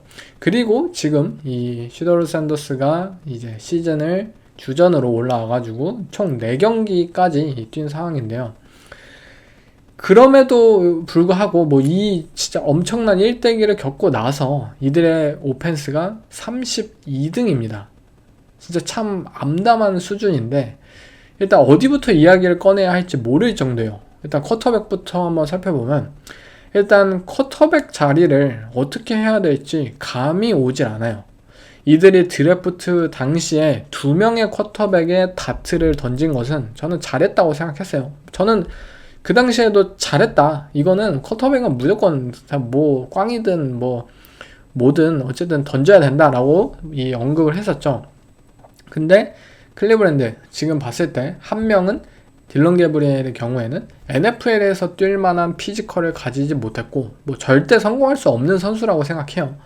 그리고 또 한 명은 겸손하고 열심히만 한다면 진짜 좀 성공할 수 있는 재능을 가지긴 했지만 너무 건방지고 리그를 존중하지 않고 있어요. 그래서 최악이에요. 뭐 딜런 가브리엘은 뭐 가망이 없다고 생각을 하고요. 뭐 그냥 얘기할 가치도 없어요. 그냥 슈도르 샌더스에게 이야기를 하자면 테네시 타이탄스의 이 클리브랜드 브라운스와의 경기, 사실 그거를 좀 여러분들도 한번 보라고 하고 싶어요. 뭐 하이라이트라도. 그 경기 필름을 보고선 사실 저는 놀랐어요. 뭐 날씨도 좋지 않았고 또 브라운스 오펜스가 뭐 항상 별로였기 때문에 큰 기대를 안 했어요. 저는 그냥 동기인 이 친한 두 쿼터백들의 경기겠구나 하고 봤는데, 그 경기에서 정말 어려운 이 NFL 타입의 스로우들을 샌더스가 여러 번 보여줬어요. 솔직히 말도 안 되는 경기력을 펼쳤어요. 그래서 이 샌더스가 진짜 재능이 분명하구나, NFL에서 성공할 수도 있겠구나 라고 생각을 했어요. 그래서 이제 기대감을 가지고 샌프란시스코 경기 보고 또 레이더스 경기 보고 또 최근에 있었던 시카고의 경기까지 봤어요. 근데 와, 이건 무슨 재앙이에요. 굉장히 혼란스러워요. 그리고 그 경기들을 보면서 느꼈던 것은 이 슈도르 샌더스라는 쿼터백이 단 진짜 인터뷰에서 막 건방진 것 뿐만이 아니라 진짜 너무 오만하다, 필드 위에서. NFL을 너무 쉽게 보는 것 같다라고 생각이 들었어요. 제가 드래프트 당시에 이 샌더스에 대한 평가를 했을 때 브록 퍼디와 같은 스타일로 성공할 수 있다라고 했었거든요. 이 쿼터백은 리듬 속에서 플레이를 해야 하고 오펜스의 시스템 일부로서 조각으로서 활약할 수 있는 선수이지, 이 쿼터백이 본인이 뭐 히어로가 될 생각을 하면 절대 안 된다고 말을 했어요. 근데 이 슈드로 샌더스가 지금 펼치고 있는 풋볼은 다 히어로 볼이에요. 본인 스스로 리듬 안에 있기를 거부하고 뭐 빅타임 스로우를 고집하고 뭐 되도 않는 스크램블을 이어가는, 우리가 진짜 콜로라도 시절, 이 대학 시절의 마지막 시즌에 그 여러 번 봤었던 그 모습, 그 정말 말도 안 되는 그 건방진 모습들을 또 한 번 NFL에서 이어가고 있어요. 하지만 그는 히어로가 되기에는 피지컬적으로 분명히 부족한 선수예요. 뛰어난 어깨도 없고요, 발도 없고, 뭐 운동신경이 그렇게까지 뛰어나지도 않아요. 그리고 굉장히 피지컬적으로 빈약한 선수예요. 만약 본인이 NFL에서 살아남기 위해서라면 시스템 안에서 뛰는 방법을 먼저 익혀야 한다고 생각해요. 그리고 이는 클리브랜드 브라운스의 내년과 분명히 연결이 됩니다. 뭐 스포트랙에 의하면 내년에도 드션 왓슨이 샐러리가 이제 $8천만 잡힌다고 합니다. 엄청나죠? 현실적으로 또 다른 쿼터백을 데려오기에는 부담스러운 상황이고요. 그리고 팀이 특히 오펜스 쪽에서 너무나도 황폐화된 상황이기 때문에 내년 상위 픽을 뭐 쿼터백에게 쓸 수도 없어요. 뭐 오라인도 뽑아야 되고 리시버도 뽑아야 되고 다 뽑아야 돼요. 그리고 쿼터백을 설사 뽑더라도 지금 브라운스 오펜스에서 그 쿼터백은 살아남을 수 없습니다. 실패할 거예요. 저는 그래서 브라운스가 결국 내년에 진짜 뭐 풀 오프 시즌을 선보이면 얼마나 내가 잘할 것 같냐라고 장난치하는 이 슈도르 샌더스를 울며 겨자 먹기로 어쨌든 기용을 해야 된다고는 생각해요. 일단 드래프트는 팀의 근간을 바로 잡는데 이 사용을 해야 하고, 또 샌더스가 잘하면은 뭐 좋은 거고, 뭐 못하면은 그 후에 팀 환경이 좋아졌을 때 비로소 쿼터백을 뽑는 것이 맞다고 봐요. 문제는 이 과정을 과연 누구랑 하냐인 거죠. 케빈 스테판스키 감독과 앤드류 베리 단장과 함께 한 지 벌써 6년이 됐어요. 그 6년 동안 브라운스는 2번의 플레이오프에 진출했고요. 1번의 플레이오프 승리가 있습니다. 뭐 6년 동안 한 번 플레이오프 이겼다, 이 성적이 다른 팀들이라면 만족스럽지 못할 결과이겠지만 기준이 브라운스라면 또 잘했다고도 평가할 수 있는 성적이죠. 하지만 그 과정에서 드션 왓슨 트레이드라는 역사상 최악의 범죄를 저질렀고, 베이커 메이필드라는 쿼터백을 본인들 손으로 내쫓았고, 그 모든 결과가 현재 2년 연속 디비전 꼴찌라는 사실은 그냥 넘어갈 요소도 아니라고 생각합니다. 모든 것은 결국 뭐 구단주인 이 하슬렘의 손에 달려있기 때문에 예측이 어렵지만, 저는 좀 다른 인물을 데려와야 한다고 생각해요. 그 이유는 이들의 뭐 프론트 오피스가 너무나도 지쳐 보이기 때문이에요. 케빈 스테판스키 감독은 2번이나 코치상을 받은 감독으로서 뭐 저는 다른 곳에 이 감독이 간다면 다시 그 역량을, 코치상 나 또 받을 수 있어, 그 역량을 보여줄 수 있는 인물이라고 생각해요. 능력은 분명히 있습니다. 그러나 현재 클리브랜드라는 빌딩 안에서는 끝난 것 같아요. 너무 지치고 피곤해 보이고, 다시 한번 클리브랜드의 리빌딩을 함께 하기에는 사람들이 너무 지쳐 보여요. 사람들이 너무 고여 있다고 생각해요. 단장인 앤드류 브랜드도 비슷하지 않나 싶어요. 모두가 올해 이 클리브랜드의 드래프트를 칭찬하고 있어요. 뭐 실제로 굉장히 잘했고, 또 이 루키 스냅 비율이 가장 높은 팀이 올 시즌 1등이 클리브랜드입니다. 그 정도이기 때문에 뭐 앤드류 베리는 남겨도 되지 않냐, 뭐 스테판스키 혼자만 잘라라, 뭐 이런 의견들도 있어요. 근데 지난 3년간 이들의 드래프트는 사실상 폭망인 수준이었고요. 올해도 그렇게 극찬하는 정도와 과연 맞나? 라고 생각이 들어요. 메이슨 그레임 전체 5픽으로 뽑았죠. 근데 그 정도의 화력을 제 개인적으로는 보이고 있진 않거든요. 더군다나 옆에 마일스 게럿이 있어요. 역대 최고의 선수가 있다고요. 그리고 짐 슈왈츠 코치가 이끄는 이들의 이 4다운 프런트, 원갭 디펜스, 3 테크닉 개꿀이에요. 그런 걸 다 감안했는데도, 그리고 전체 5픽이라는 위치를 생각하면은 이 정도 활약에 지금 박수 치는 게 맞나? 라고 생각이 들고요. 저는 그냥 뭐 평범한 정도의 선수라고 느껴지고, 퀸션 저킨스라는 뭐 런닝백을 발굴하긴 했지만 뭐 딜런 샘슨을 이어서 뽑은 것은 저킨스에 대해서 올인을 했다면 왜 샘슨을 또 뽑았을까? 이런 부분도 이해하기 어렵고, 뭐 타이트엔드인 해롤드 페니는 뭐 야드 측면에서는 이 좋은 뭐 스탯을 기록하긴 했지만 아직 플레이에 대해서는 저는 확신을 가지기 어렵다고 봐요. 물론 라인베커인 이 칼슨 슈에징거 대박을 터트리긴 했습니다. 뭐 소문대로 뭐 구단주 때문에 역사상 최악의 이 드셔놨음 범죄를 저질렀다. 앤드류 베리의 잘못이 아니고 하슬렘이 이거 추진한 거다라고 한다면 또 뭐 할 말은 없겠지만, 또 그거 나름대로 왜 구단주를 설득하지 못했느냐라는 이유 하나만으로 저는 앤드류 베리가 떠날 만하지 않을까 생각이 들고요. 종합해 보자면 클리브랜드 브라운스, 이 케빈 스테판스키와 앤드류 베리의 6년차 올 시즌 브라운스는 총체적 난국이에요. 오펜시브 라인진 한번 보세요. 다 늙었고 다 쓸만한 선수가 없어요. 정말 기둥 같은 젊은 선수가 없는 상황이고, 이 상황에서 뭐 쿼터백 누구를 데려와도 망할 거예요. 그리고 리시버진, 뭐 오펜스 웨폰진, 제리 주디에게 연장 계약 준 거 실패했어요. 이 선수 맨날 드랍하고 맨날 쿼터백 탓하고 그냥 불만만 많아요. 그렇기에 내년 드래프트는 다시 팀의 초석을 다질 드래프트가 되어야 하겠고, 이 샌더스의 진정한 시즌 검증이 돼야 한다고 생각해요. 이 오만한 선수가 진짜 본인 말대로 이 풀 오프 시즌 첫 스타팅 랩 이거 다 받으면 어떻게 될지 한번 봅시다. 그리고 이 모든 과정을 잘 이끌어줄 새로운 인물이 필요하다고 생각하고요. 그 인물은 쿼터백을 잘 지도해줄 수 있는 오펜시브 마인드의 코치가 필요하다고 봐요. 어쨌든 디펜스는 지금 리그 최고잖아요.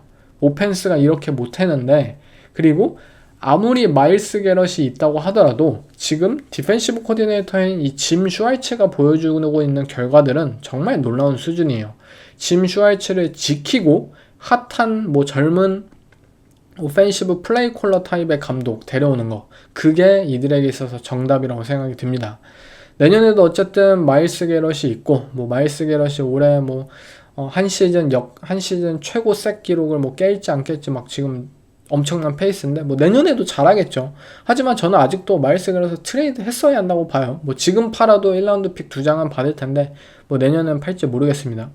아무튼 미디어가 그렇게 원하는 뭐 샌더스도 뛰고 내년 시즌 마일스 게럿도 뛰고 하면은 브라운스 팬들 또 어떻게 해서든 뭐 살아가지 않을까 싶습니다. 다음 팀은 라스베가스 레이더스. 정말 팬들의 한숨이 벌써부터 들려와요. 레이더스는 사실 정말 단순합니다. 그냥 모두를 해고하면 돼요. 감독부터 단장, 그 모든 코치들 그냥 다 싸그리 해고하면 돼요. 간단해요. 이렇게까지 형편없는 구단이 될 줄은 진짜 상상도 하지 못했습니다. 먼저 시즌 전에 레이더스가 구상했던 그림부터 한번 생각을 해보죠. 든든한 이 베테랑 쿼터백 지노 스미스를 트레이드로 영입해가지고 우리는 뭐 새로운 체제를 확립시키기 전까지 이 베테랑 든든하게 침을 지탱해 줄 거야. 이 선수가 있고, 그 다음에 뭐 젊은 프랜차이즈 쿼터백 뭐 발굴하면 된다. 위닝 컬처 먼저 세우자 라는 생각이었고, 또 리그에서 가장 나이는 많아요. 근데 안토니오 피어스 이 전 감독이 너무 아마추어 같고 막 준비되지 않은 모습을 보였던 만큼 우리는 진짜 진정한 프로, 경험이 많고 NFL 생태계를 그 누구보다 잘 이해하는 전문가가 필요하다. 그래서 가장 나이 많은 피트 캐롤을 데려왔어요. 그리고 리그 최고의 프론트 오피스 중 하나로 분류되던 이 템파베이 벅스 출신의 존 스파이텍이라는 이 단장을 데려와서 앉혀놨어요. 그리고 NFL 역사상 최고의 선수 고트 톰 브래디를 사실상 고문으로 영입을 했습니다. 이 마이너리티 오너로 고문으로 영입을 했죠. 진짜 이렇게 듣기만 하면은 와 진짜 든든하잖아요. 와 지노 스미스 안정적일 거고 피트 캐롤 모든 걸 다 조율할 거고 막 스파이텍 뭐 또 젊은, 그리고 또 뭐 창의적인 아이디어로 뭐 드래프트하고 트레이드 할 거고, 또 톰 브래디가 이것을 다 감독한다고? 와 대박이다 생각할 텐데 결과가 쉽지 않아요.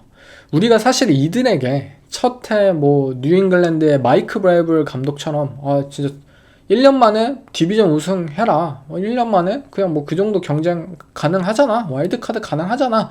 라고 사실 기대를 요구했던 게 아니잖아요. 그냥 레이더스 적당히 성적 거두면서 팀 컬처 쌓고 또 기둥들을 그 사이에서 발굴해내자라는 것이 이들의 뜻이었습니다. 근데 모든 게 망했어요. 지노 스미스? 시애틀 시절의 모습이 아니라 뉴욕 시절의 지노 스미스로 돌아갔고 그가 던지는 모든 패스들 하나하나가 그냥 재앙을 불러옵니다. 산재앙이에요. 오펜시브 라인의 경우는 뭐 이렇게까지 망할 수 있을까 싶을 정도로 망해버렸어요. 그런데도 오라인의 코치가 피트 캐롤 감독 본인의 아들이기 때문에 나는 뭐 아들 욕하는 거 싫어. 나 안 들려. 그냥 방관하고 무시하고 있고 본인들이 경쟁력 있는 로스터라고 오판했던 이들이 존 스파이텍이 뽑았던 이 전체 6픽으로 뽑았던 이 런닝백인 뭐 애쉬튼 젠티, 물론 이 젠티라는 선수의 책임은 아니에요. 그리고 저도 이렇게 빨리 속단하기는 싫어요. 근데 레이더스에 남아있는 한 이 선수는 버스트가 될 겁니다.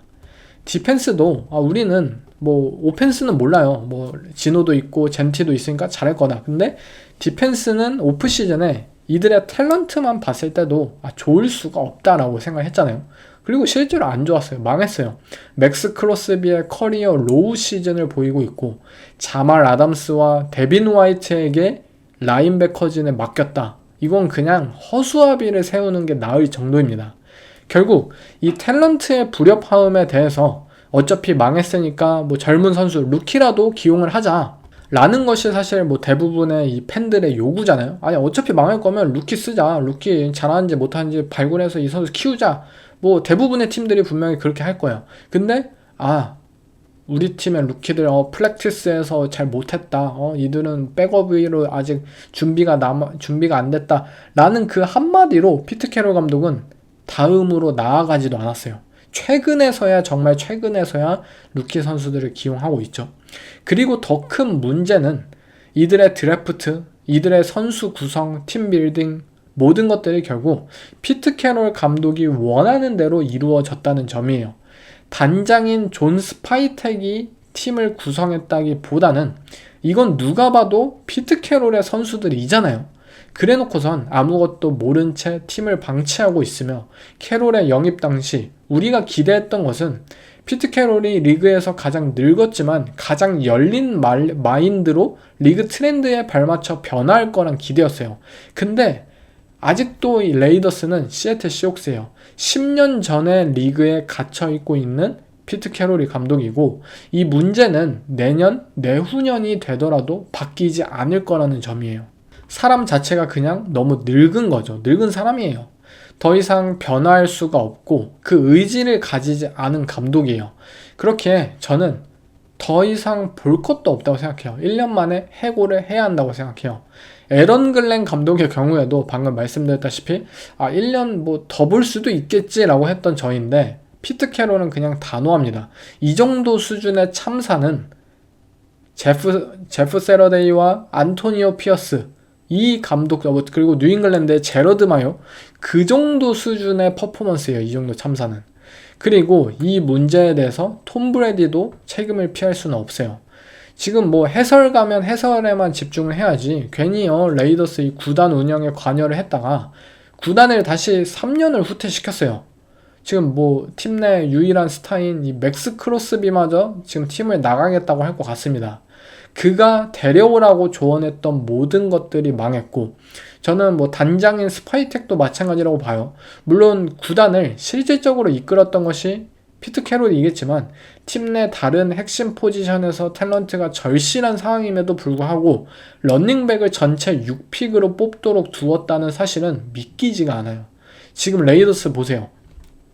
타이트엔드, 브록 바울스 빼고 모든 포지션이 현재 미래가 없습니다. 장기적인 포지션이 없어요. 타이트엔드 빼고. 근데 런닝백을 뽑았다? 이것은 사실 말도 안 되는 수준인 거죠. 지금 종합해보자면 이 레이더스라는 팀은 어느 하나가 문제다라고 판단할 수 없어요. 그냥 그 빌딩에 있는 모든 악의 기운이 나가야지 해결이 되지 않을까 싶어요. 물론 시즌 전의 예측과 비교하면은 이렇게까지 처참한 결과를 맞이할 거라고 과연 누가 생각을 했겠습니까? 근데 이들의 빌딩 속에서 일어나고 있는 일들 하나하나를 까보면은 이런 결과를 맞이할 수밖에 없겠다라고 생각이 들어요. 또 그렇기 때문에 저는 모든 사람들을 해고해야 된다고 생각이 들어요. 뭐 마크 데이비스 구단주가 또 뭐 피트 캐롤 또 칩 켈리 계속 바이아웃 주면서 새로운 감독을 데려와야 된다고 생각이 들어요. 사실 뭐 들리는 말로는 이 마크 데이비스가 아직까지도 조시 맥다니엘스에게 매년 연봉을 지불하고 있다고 합니다.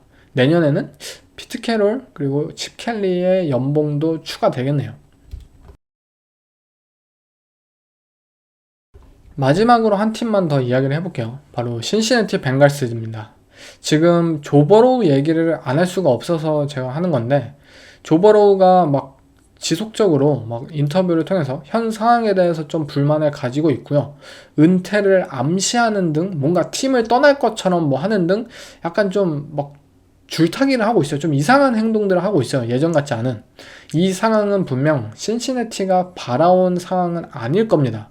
그리고 뭐 이 상황에 대해서 어느 정도 뭐 팬들은 당연히 조 버로우를 좀 이해하고 있죠. 올해 신시내티라는 팀 한번 보세요. 또 망했잖아요.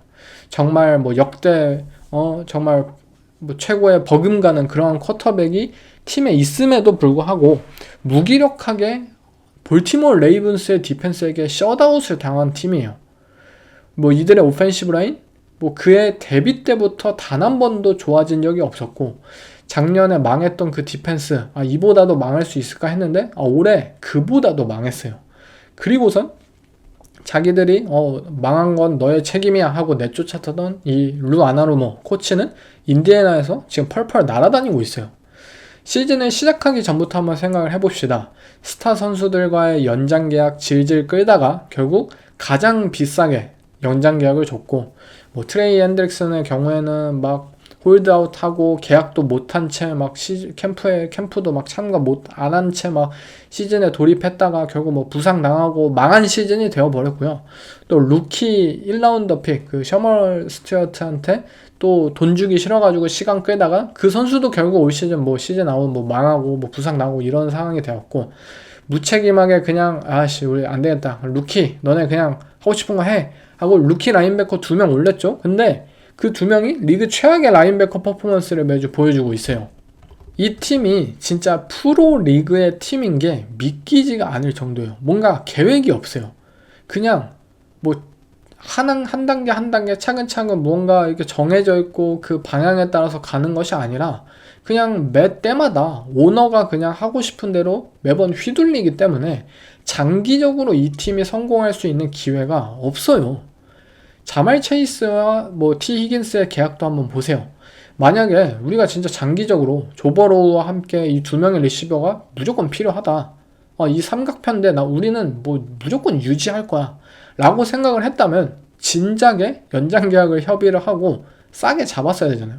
근데 계획 없이 그냥 FA까지 기다리다가 두 선수 안 잡아? 그럼 조 버로우 나도 은퇴할 거야 막 이러다가 결국에는 가장 비싼 계약들을 주었어요.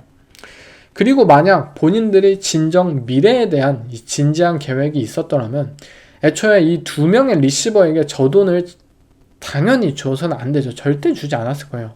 모든 팀의 자원이 현재 한쪽에 쏠려 있기 때문에 다른 쪽에 투자를 전혀 할 수 없는 상황이고, 물론 그 자원을 바탕으로 좋은 성적이라도 거둔다면 모르지만 조 버로우 그냥 매년 부상당하고 있잖아요. 자말 체이스와 티 히긴스를 써먹을 기회조차 없는 게 현재 현실입니다. 아마 조 버로우 입장에선 이 모든 게 불만일 거예요. 자기를 위해 오펜시브 라인을 만들어주지도 않았고요. 디펜스는 작년보다 못하고요. 또 뭐 패트릭 마홈스, 라마 잭슨 이들이 진짜 지금 못 나가잖아요. 정말 못하고 팀도 망했잖아요, 사실상. 그러면 이제 나의 시기다. 조 버로우 내가 다시 한번 슈퍼볼에 진출할 시간이군 했을 텐데, 이건 무슨 뭐 캔자스 시티, 볼티모어보다 지금 본인이 더 망했어요, 조 버로우는. 하지만 이 모든 것들의 결과물이 저는 조 버로우라는 인물도 결국 뗄래야 뗄 수 없다고 생각이 들어요. 책임적인 관점에서. 왜냐? 신시내티가 이 사단이 난 것은 결국 버로우의 책임도 분명히 있다고 생각이 들기 때문이에요. 그가 본인이 정말 좋아하는 리시버 친구들에게 모두 돈을 주길 원했고요. 물론 이런 방식은 아니었겠지만 조기 계약을 했으면 더 좋았겠지만 어쨌든 마지막에 그걸 원했고, 그가 결국 팀 내에서 너무나도 큰 권력을 가지고 있기 때문에 뭐 감독인 잭 테일러를 교체하지도 못하고 있고 전반적으로 팀이 나아지지를 못하고 있어요. 조 버로우는 지금 NBA 타입으로 리그를 이끌고 있어요. NBA 한번 보세요.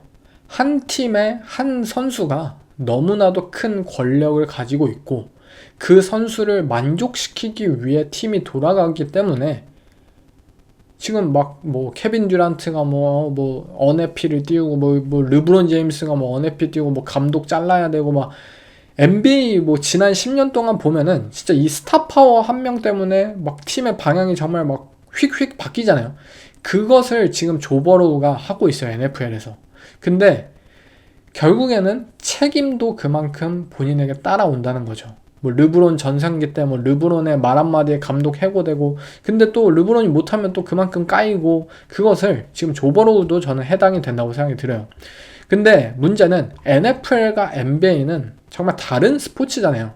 5명이 이제 필드 위에서 뛰는 그 스포츠와 정말 11명, 그리고 로스터가 총 53명이나 되는 더 많은 로스터를 가지고 있는 이 NFL 자체가 다른 타입의 스포츠예요. 한 명의 선수가 이 정도의 스타 파워를 가지는 것은 말이 안 되고요.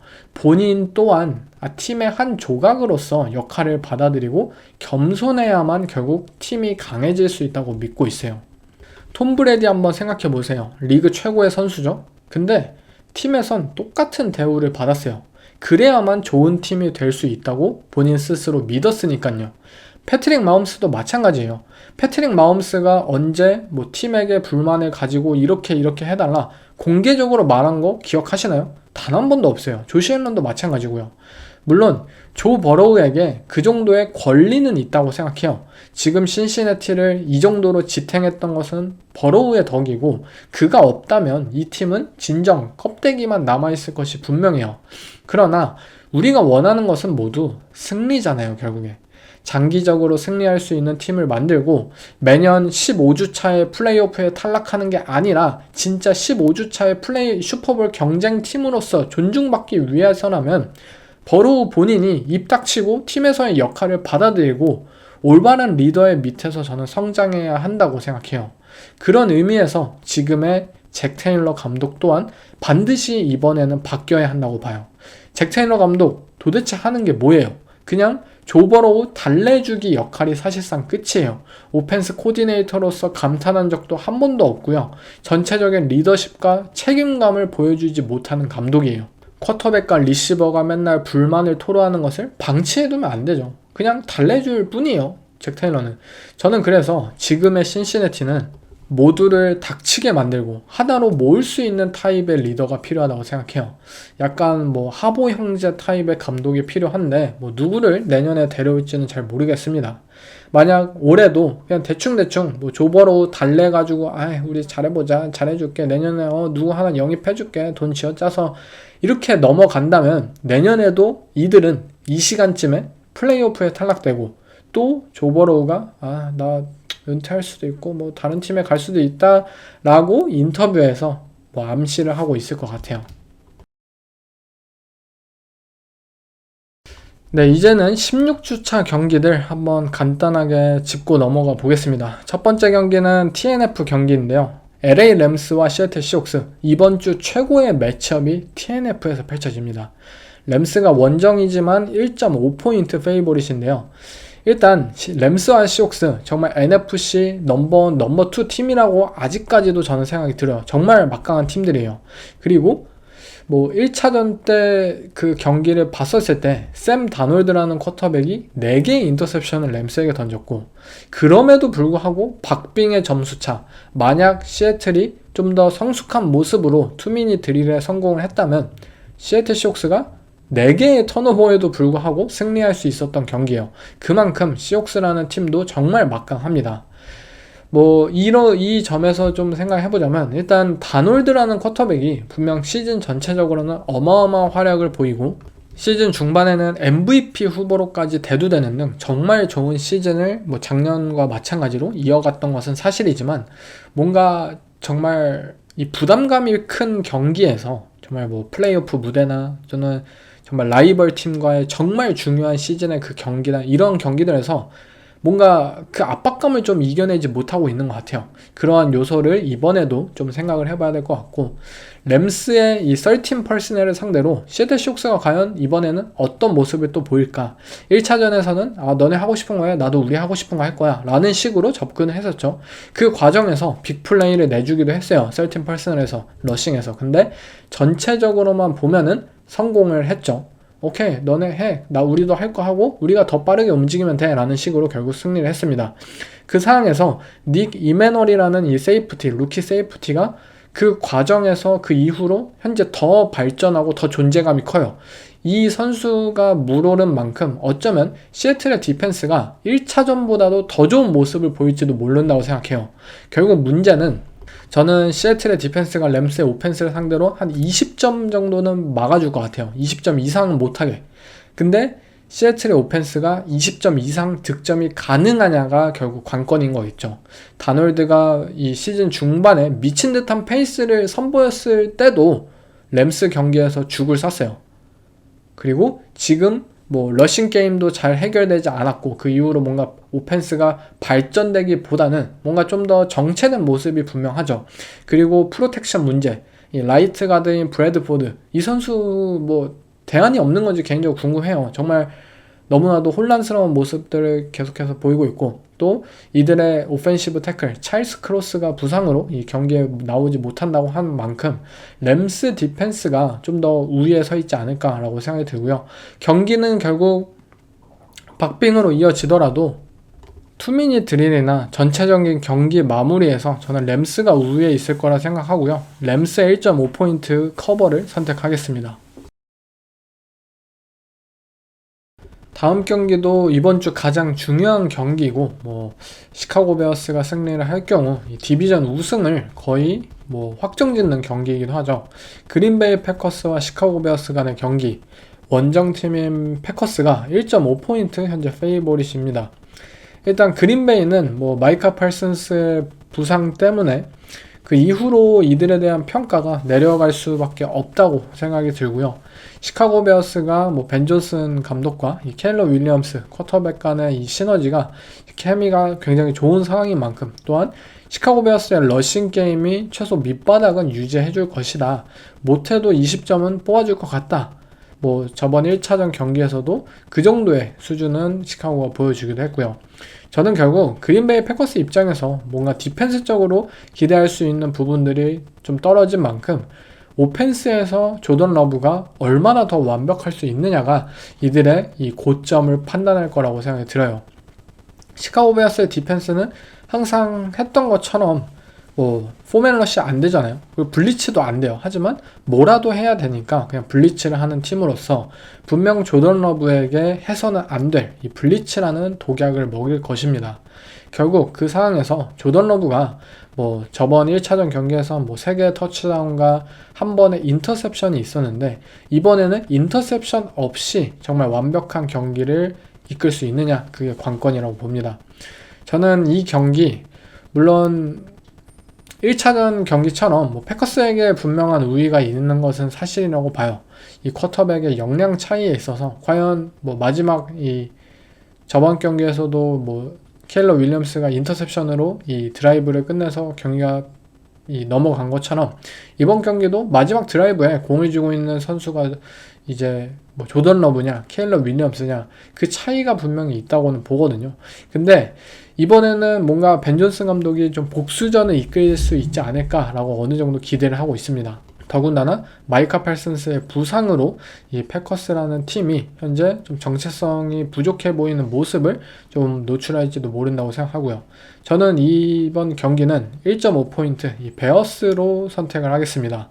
사실 라이온스, 패커스, 베어스 이 세 팀들 중에서 결국 베어스가 시즌 막바지에 떨어져 나갈 것이라고 생각을 했는데 예상외로 뭐 라이온스도 분명히 여러 번 예상치 못한 패배를 경험하고 패커스도 이 마이카 팔슨스의 부상과 함께 안 좋은 길로 접어설 수 있었던 이 팀인 만큼 시카고가 오히려 제일 안정적인가? 라고 생각이 들 정도로 굉장히 놀라운 시즌을 보여주고 있는 만큼 이번만큼은 시카고를 한번 믿어보겠습니다. 다음은 LA 차저스와 댈러스 카우보이스. 카우보이스의 시즌은 사실 끝났지만 그래도 LA 차저스가 열심히 와일드카드 경쟁을 하는 만큼 이 경기도 굉장히 중요한 경기인데요. 카우보이스가 홈에서 2.5포인트 페이보릿입니다. 일단 차저스가 더 좋은 승률을 기록하고 있지만 이 경기에서 언더독으로 분류되고 있는 이유는 이 오펜스의 사정이 굉장히 좋지 않죠. 오펜시브 라인진이 진짜 좀 심각해요. 저스틴 허버트가 진짜 매주 두들겨 맞고 있는데 두들겨 맞고 있음에도 불구하고 한 손이 사실상 없어요. 그냥 왼팔이 없습니다. 오른팔 가지고 풋볼을 던지는데 그 풋볼들이 정말 정확히 들어가고 진짜 막 썰드다운 말도 안 되는 수준으로 갱신하고 미친 경기력을 보여주고 있어요. 카우보이스 입장에서도 뭔가 그런 예상치 못한 변수를 줄여 나간다면 분명히 카우보이스가 더 좋은 이 팀 탤런트를 보유하고 있는 만큼 카우보이스가 탑독으로 이 평가를 받고 있는데요. 일단 제가 걱정하는 것은 카우보이스의 디펜스가 과연 저스틴 허버트를 그렇게 두들겨 때릴 수 있느냐, 그리고 두들겨 때리더라도 저스틴 허버트는 어떻게 해서든 플레이를 만들고 있는데 댈러스 카우보이스의 디펜스는 이 맷 이버플러스 코치가 현재 최악의 수준으로 코칭을 하고 있죠. 그렇기 때문에 뭔가 이번 경기도 저스틴 허버트가 뭐라도 만들겠지 차원의 경기가 펼쳐질 것 같아요. 물론 차저스의 디펜스도 좀 현재 제 기대보다는 더 좋은 활약을 보여주고 있지만 전체적인 탤런트가 부족하고 스킴적인 다양성도 분명히 떨어져요. 하지만 이 팀의 디펜스가 대단한 것은 결국 플로어가 높다는 점이겠죠. 선수들이 웬만해선 실수를 잘하지 않고 부상을 당하더라도 또 새로 들어온 선수가 본인의 임무, 역할들을 잘 수행하고 그것에 따라서 정말 이 상대 오펜스를 뭔가 말려 죽이는 타입의 이 플레이들을 펼치고 있는 만큼 카우보이스 입장에서 덱 프레스컷이 존 커버리지 상대로 또 인터셉션 던지고 그럴지도 모를 경기가 펼쳐질 것 같아요. 저는 계속해서 차저스를 지금까지 의심해 왔지만 저스틴 허버트가 어떻게 해서든 이끌고 있어요. 그렇기 때문에 이번에도 차저스의 매직이 이어지지 않을까라고 생각이 들고 차저스의 2.5포인트를 선택하겠습니다. 다음 경기도 굉장히 중요해요. 템파베이 벅스와 캐롤라이나 이 디비전 우승자를 2차전이 남아있긴 하지만 어쨌든 그 겨룰 수 있는 굉장히 중요한 경기이죠. 템파베이가 원정팀인데 3.0포인트 일단 페이보릿입니다. 먼저 템파베이가 지난 몇 경기 부진하고 있는 이유는 다른 팬분들이 한 분이 베이커 탓이 아니라 오펜스 리시버진의 잘못이다 이렇게 좋은 말씀을 해주셨는데 저는 그냥 제가 본 대로 이야기를 하자면 베이커 메이필드가 지금 경기력이 안 좋아요. 그리고 베이커 메이필드가 정말 안 좋은 경기력에서도 기복을 보여서 좋은 패스를 던져도 그 패스가 이부카가 드랍을 하고 그런 또 안 좋은 게 계속 쌓였던 만큼 이 팀이 뭔가 잘 풀리지 않았어요. 하지만 이제는 좀 더 오펜시브 라인진도 분명히 안정적인 상황에 접어들었고 또 리시버진도 마이크 에반스 돌아오자마자 정말 대활약을 펼쳤잖아요. 리시버진도 크리스 가딘도 다 돌아왔고 이제는 진정 뭔가 다 준비가 된 것 같아요. 그 상황에서 베이커만 지금 부진에 빠져 있는데 베이커의 부진이 어느 정도 해결되기만 한다면 저는 벅스가 다시 치고 나갈 수 있는 이 원동력 자체는 가지고 있다고 생각이 듭니다. 물론 디펜스적으로는 아쉬움이 있는 게 사실이에요. 자이언 맥칼럼이 시즌 아웃이었나요? 아무튼 부상으로 경기에 출전하지 못할 텐데 오히려 그게 다행이다라고 생각이 들 정도로 자이언이 올 시즌 좀 엉성한 그런 모습들을 많이 선보였고 템파베이의 디펜스가 예상치 못하게 좀 아쉬운 모습들을 이어가고 있습니다. 캐롤라이나의 경우에는 알 수가 없는 팀이에요. 한 주는 정말 잘하고 램스도 잡았다가 한 주는 또 뉴올리언스 세인츠한테 지고 어느 경기력이 이 팀의 진짜 실력인지 가늠이 되질 않아요. 그래서 저는 이 경기는 확실한 이 팀을 선택을 할 것 같아요. 두 팀 모두 뭐 주사위 던져서 뭐가 나올지 모르는 팀인 것은 분명하지만 그래도 템파베이의 전체적인 오펜스 탤런트가 캐롤라이나보다 확실하게 뛰어나다고 봅니다. 그렇기 때문에 저는 더 안정적인 이 템파베이의 3.0포인트 커버 승리를 꼽겠습니다. 다음 경기도 사실상 이번 주 최고의 경기이지 않을까. 뭐 최고의 경기 제가 남발하고 있는데 잭슨빌 제기어스와 덴버 브론커스, 이 덴버의 홈에서 덴버가 3.0포인트 페이보릿입니다. 일단 이 경기는 잭슨빌 제기어스의 진정한 시험대라고 생각해요. 잭슨빌이 최근 정말 좋은 페이스를 이어가고 있잖아요. 물론 뭐 강팀과의 맞대결이냐라는 부분에 있어서는 대답은 하기 힘들겠지만 뭐 트레버 로렌스가 뭐 이제는 뭐 포텐을 터트린 거 아니냐 뭐 이렇게 생각하시는 분들이 생기고 있을 정도로 정말 좋은 상승세를 이어가고 있어요. 그리고 그 과정에서 리암 코엔 감독의 이 플레이콜 능력이 거의 신들린 수준이에요. 지금 뭐 션 맥베이나 카이 셰난 그 정도 급의 수준으로 올라왔다고 생각이 들어요. 경기 도중에도 뭐 상대 디펜스나 이러한 것들의 흐름에 맞춰서 플레이콜 변화를 지속적으로 꾀하고 있고 매주 어떤 플레이를 준비해 오느냐에 따라서 오펜스가 그냥 확 바뀌어요. 그리고 뭐 본인들이 뭐 자코비 마이어스나 뭐 브랜든 스트레인지 상대적으로 좀 이름값이 네임밸류가 떨어지는 선수들을 가지고도 다양하게 활용하고 이들이 활약할 수 있는 부분에 적재적소 배치시키는 모습들을 보고 있으면 잭슨빌 오펜스는 리얼이다라고 생각할 수도 있어요. 그렇지만 역시나 덴버 브론코스의 디펜스는 만만치 않을 거예요. 이들의 디펜스 뭐 블리츠 하든 안 하든 그냥 포맨 러쉬만 해도 최고고 또 블리츠를 했을 때는 리그 최고의 코너백진을 가지고 있고 그리고 스킴적으로 정말 뛰어난 리그 최고의 디펜시브 코디네이터라고 해도 과언이 아닌 벤스 조셉이 있어요. 리암 코엔과 벤스 조셉의 이 맞대결이 굉장히 기대가 되고요. 덴버의 경우에는 보닉스가 좀 작년 시즌과 뭔가 오버랩 되는 것 같아요. 작년에도 시즌 중반까지는 진짜 못한다, 디펜스 빨이다 라고 생각이 들었고 인내심이 바닥나는 그 순간 시즌 하반기에 들어서 보닉스가 스텝업을 하는 모습을 보여줬는데 올해도 뭔가 그 레파토리로 가고 있어요. 이 저번주 그린베이 패커스와의 경기에서 보닉스는 커리어 하이 그냥 퍼포먼스를 선보였어요. 최고의 퍼포먼스 선보였고 이 선수가 던지는 공 하나하나가 정말 이 정확하고 또 정말 이 디시전 메이킹도 완벽했고 뭐 볼을 지켜내는 볼 시큐어리티 안정성 뭐 색을 하나도 당하지도 않았고 정말 그냥 쿼터백으로서 션 페이튼 감독이 추구하는 쿼터백으로서 정말 완벽했어요. 그런 모습들이 이제 덴버 입장에서는 지속될 수 있느냐. 플레이오프 무대에서 보닉스가 지금 뭐 전반기에 뭐 패스도 못 던지고 그랬던 이 선수가 아니라 우리가 기대했던 선수로 성장할 수 있느냐의 그 문제가 굉장히 이 팀의 앞으로의 그 업사이드를 결정할 것이었잖아요. 근데 뭔가 또 진화를 또 하는 것처럼 보여요. 또 이렇게 하니까 제가 또 설득을 당하고 있어요. 결국 이 두 팀 간의 경기는 저는 개개인의 탤런트적인 면만 보자면 덴버 브론코스의 압승이라고 봐요. 디펜스적으로도 뭐 제규어스가 물론 올 시즌 작년보다 성장한 모습을 보여주긴 했지만 덴버 브론코스처럼 진짜 압살하는 디펜스가 아니라 뭐 좀 속이고 막 블리츠 가끔 섞이면서 하면서 약간 턴오버를 앗아오는 타입의 그런 디펜스를 추구하는 만큼 당연히 덴버의 디펜스가 강하다고 봐요. 오펜스의 경우에는 물론 잭슨빌 제규어스가 더 좋은 이 현재 흐름을 가지고 있고 또 리암 코엔 감독이 현재 보여주고 있는 이 신들린 플레이 콜링들을 봤을 때는 잭슨빌에게 좀 더 이 무게감이 실리는 것이 사실이에요. 근데 결국에는 어떤 쿼터백을 믿느냐가 이 경기를 좌지우지할 것 같아요. 트레버 로렌스를 믿느냐, 보닉스를 믿느냐, 그것도 시즌 가장 중요한 경기에서 여러분들이라면 무엇을 선택할지 모르겠어요. 근데 저는 보닉스를 선택할 것 같아요.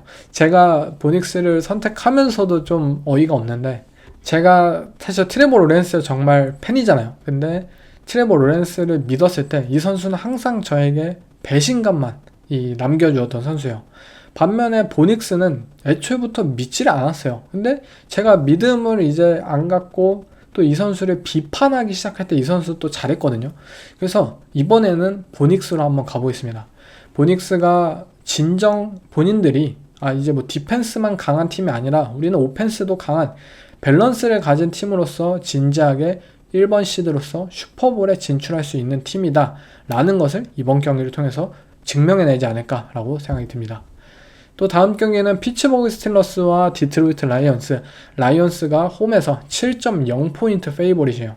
그만큼 스틸러스에 대한 믿음이 현재 사람들이 없는 상황인데, 다행히도 스틸러스는 마이애미 돌핀스를 상대로 먼데이 나잇 풋볼에서 뭐 거의 압승을 거두었죠. 2주 연속 좋은 모습을 보이고 있는데, 디펜스의 경우에는 완전히 바꿨어요. 투 하이 커버리지. 그동안 뭐 싱글 하이 커버리지 사용해가지고 막 비판을 많이 받았는데, 그 비판 때문인지 모르지만 아무튼 투 하이 커버리지의 비율을 이번 시즌 가장 많이 사용을 했고요. 또 시뮬레이티드 프레셔를 지속적으로 사용을 해서 뭐 이들의 엣지 러셔들이 커버리지로 드랍하는 그런 모습들을 굉장히 많이 볼 수 있었고, 그 상황에서 이들의 세컨더리 또한 굉장히 좋은 이 모습들을 보였습니다. 근데 라이온스의 오펜스는 만만치가 않아요. 정말 뭐 러싱 게임에 대한 부분이나 아까 뭐 비판을 드리긴 했지만, 아쉬운 점들을 제가 말씀드리긴 했지만, 어쨌든 라이온스는 못해도 30점은 뽑아내는 팀이에요. 그 이상에 대한 부분을 제가 아쉽다고 말한 거지, 이 팀의 오펜스의 이 플로어 자체가 너무나도 단단해요. 스틸러스처럼 이 디펜스의 그러한 좀 예측 가능성, 스킴의 예측 가능성이 굉장히 크게 드러나는 팀 입장에서는 라이온스의 오펜스가 저는 무조건 이 폭격을 가할 수 있을 거라고 생각이 들고요. 결국 피츠버그 스틸러스도 오케이, 맞불 작전 되냐. 에런 로저스가 이 라이온스의 디펜스를 상대로 뭐 저번 경기처럼 뭐 필드 중앙을 공략하고, 또 저저번 경기처럼 사이드라인에 따라서 DK 메칼퍼에게 50야드짜리 패스 꽂을 수 있느냐. 그게 중요한 경기인데, 라이온스 홈에서, 물론 에런 로저스가 그린베이 출신이기 때문에 이 홈 경기 라이온스 디트로이트에서 뛰는 거 당연히 겁내지 않고 자신 있어 할 것이 분명하지만, 나이가 많이 먹었고 과연 연속적으로 이들에게 좋은 모습을 보일 수 있을지, 디트로이트는 분명 뭐 탤런트적으로 정말 뛰어나다라고 평가는 받지 않고 있지만 예상외로 좀 대처하기 힘든 팀이라고 생각해요. 특히 맨 커버리지 상황에서 굉장히 의외의 그 강점을 가지고 있는 팀인 만큼 스틸러스 입장에서 좀 쉽지 않을 것 같습니다. 그리고 스틸러스의 이 시즌 패턴, 못한다고 욕하고 마이크 톰린 잘려야 한다 하면은 또 잘해요. 그리고 이제 잘하네, 이제 믿어보자 하면은 또 못합니다. 저는 라이온스의 7.0포인트 커버로 가겠습니다. 네, 마지막 경기예요. 뉴잉글랜드와 이 볼티모어, 이 썬데이 나잇 풋볼 경기, 레이븐스가 홈에서 3.0포인트 페이보릿입니다. 사실 패치가 훨씬 좋은 이 시즌 성적을 거두고 있음에도 불구하고 볼티모어가 탑독이다. 이것은 아무래도 라마 잭슨이라는 쿼터백의 이름값, 그리고 뉴잉글랜드의 그 저번 주 경기력이 좀 실망스러웠다. 후반전에 있어서 그런 모습들을 많이 좀 안주를 한 것 같고요. 일단 이해는 안 가요. 어쨌든 시즌 전체적으로만 보자면 뉴잉글랜드가 훨씬 더 좋은 팀이고요. 완성도가 있는 팀입니다. 하지만 패치 입장에서 이 양 태클이 부상을 당했고, 그 부상 당한 상황 속에서 드레이크 메이의 퍼포먼스가 저번 주 굉장히 저하되었다는 점은 분명히 우려할 만한 상황이라고는 생각해요. 하지만 또 이 버팔로 빌스에게 21점이나 앞설 수 있었던 것은 그것을 다른 방향으로 조시 맥다니엘스가 해결했거든요. 오케이, 단순한 패싱 게임 펼치기보다는 뭐 더블 패스, 뭐 그런 트릭 플레이도 섞고, 또 드레이크 메이 너가 이번에는 발로써 해결해라. 이 드레이크 메이의 뭐 쿼터백 드로우 플레이나 또는 그런 상황 속에서의 쿼터백 러싱 옵션들을 적절하게 배치시키면서 이 패치가 단순히 패싱 게임에서만 잘 나가는 게 아니라 이 다양하게 오펜스에서 득점을 짜낼 수 있다라는 것을 또 보여주기도 했거든요. 레이븐스 디펜스가 물론 저번 주 이 벵갈스를 상대로 또 좋은 모습을 셧아웃 경기를 성공했지만 저는 믿지 않아요. 어쨌든 강팀과의 이 정말 득점이 가능한 이 팀들과의 매치업에서는 분명 털릴 수 있는 이 그룹이라고 생각이 드는 만큼 패치가 본인들만의 방법으로 또 득점을 해내지 않을까 싶어요. 반면에 레이븐스의 이 오펜스, 패치를 상대로 과연 제대로 준비가 되어 있을까? 패치도 이 무겁고 정말 터프한 이 퍼스널을 사용하는 팀으로서 이 레이븐스의 헤비 퍼스널을 상대로 어느 정도 좀 잘 매치업이 가능하지 않을까라고 저는 생각이 들고요. 저는 뉴잉글랜드의 3.0포인트를 선택하겠습니다. 아무리 생각을 해도 레이븐스가 왜 탑독일까? 물론 네임밸류만 따지면 레이븐스가 뭔가 해줄 것 같다. 레이븐스가 시즌의 벼랑 끝에서 무언가 반전을 보여줄 것 같다라고 모두 기대를 하시는 것 같은데 지금까지 보여줬던 것만 보고 진짜 객관적으로만 판단을 하자면 뉴잉글랜드를 선택하지 않을 이유가 없다고 생각이 듭니다. 네, 이상 15주차 경기들을 한번 돌아보고 그리고 16주차 경기들 프리뷰까지 맞춰봤는데요. 이제 시즌이 정말 3주밖에 남지 않았습니다. 매 경기 하나하나가 정말 중요한 경기이고 또 중요한 시간인 것을 여러분들도 다 아시고 제대로 남은 시간 즐기셨으면 좋겠습니다. 이번 에피소드는 여기서 마치겠습니다.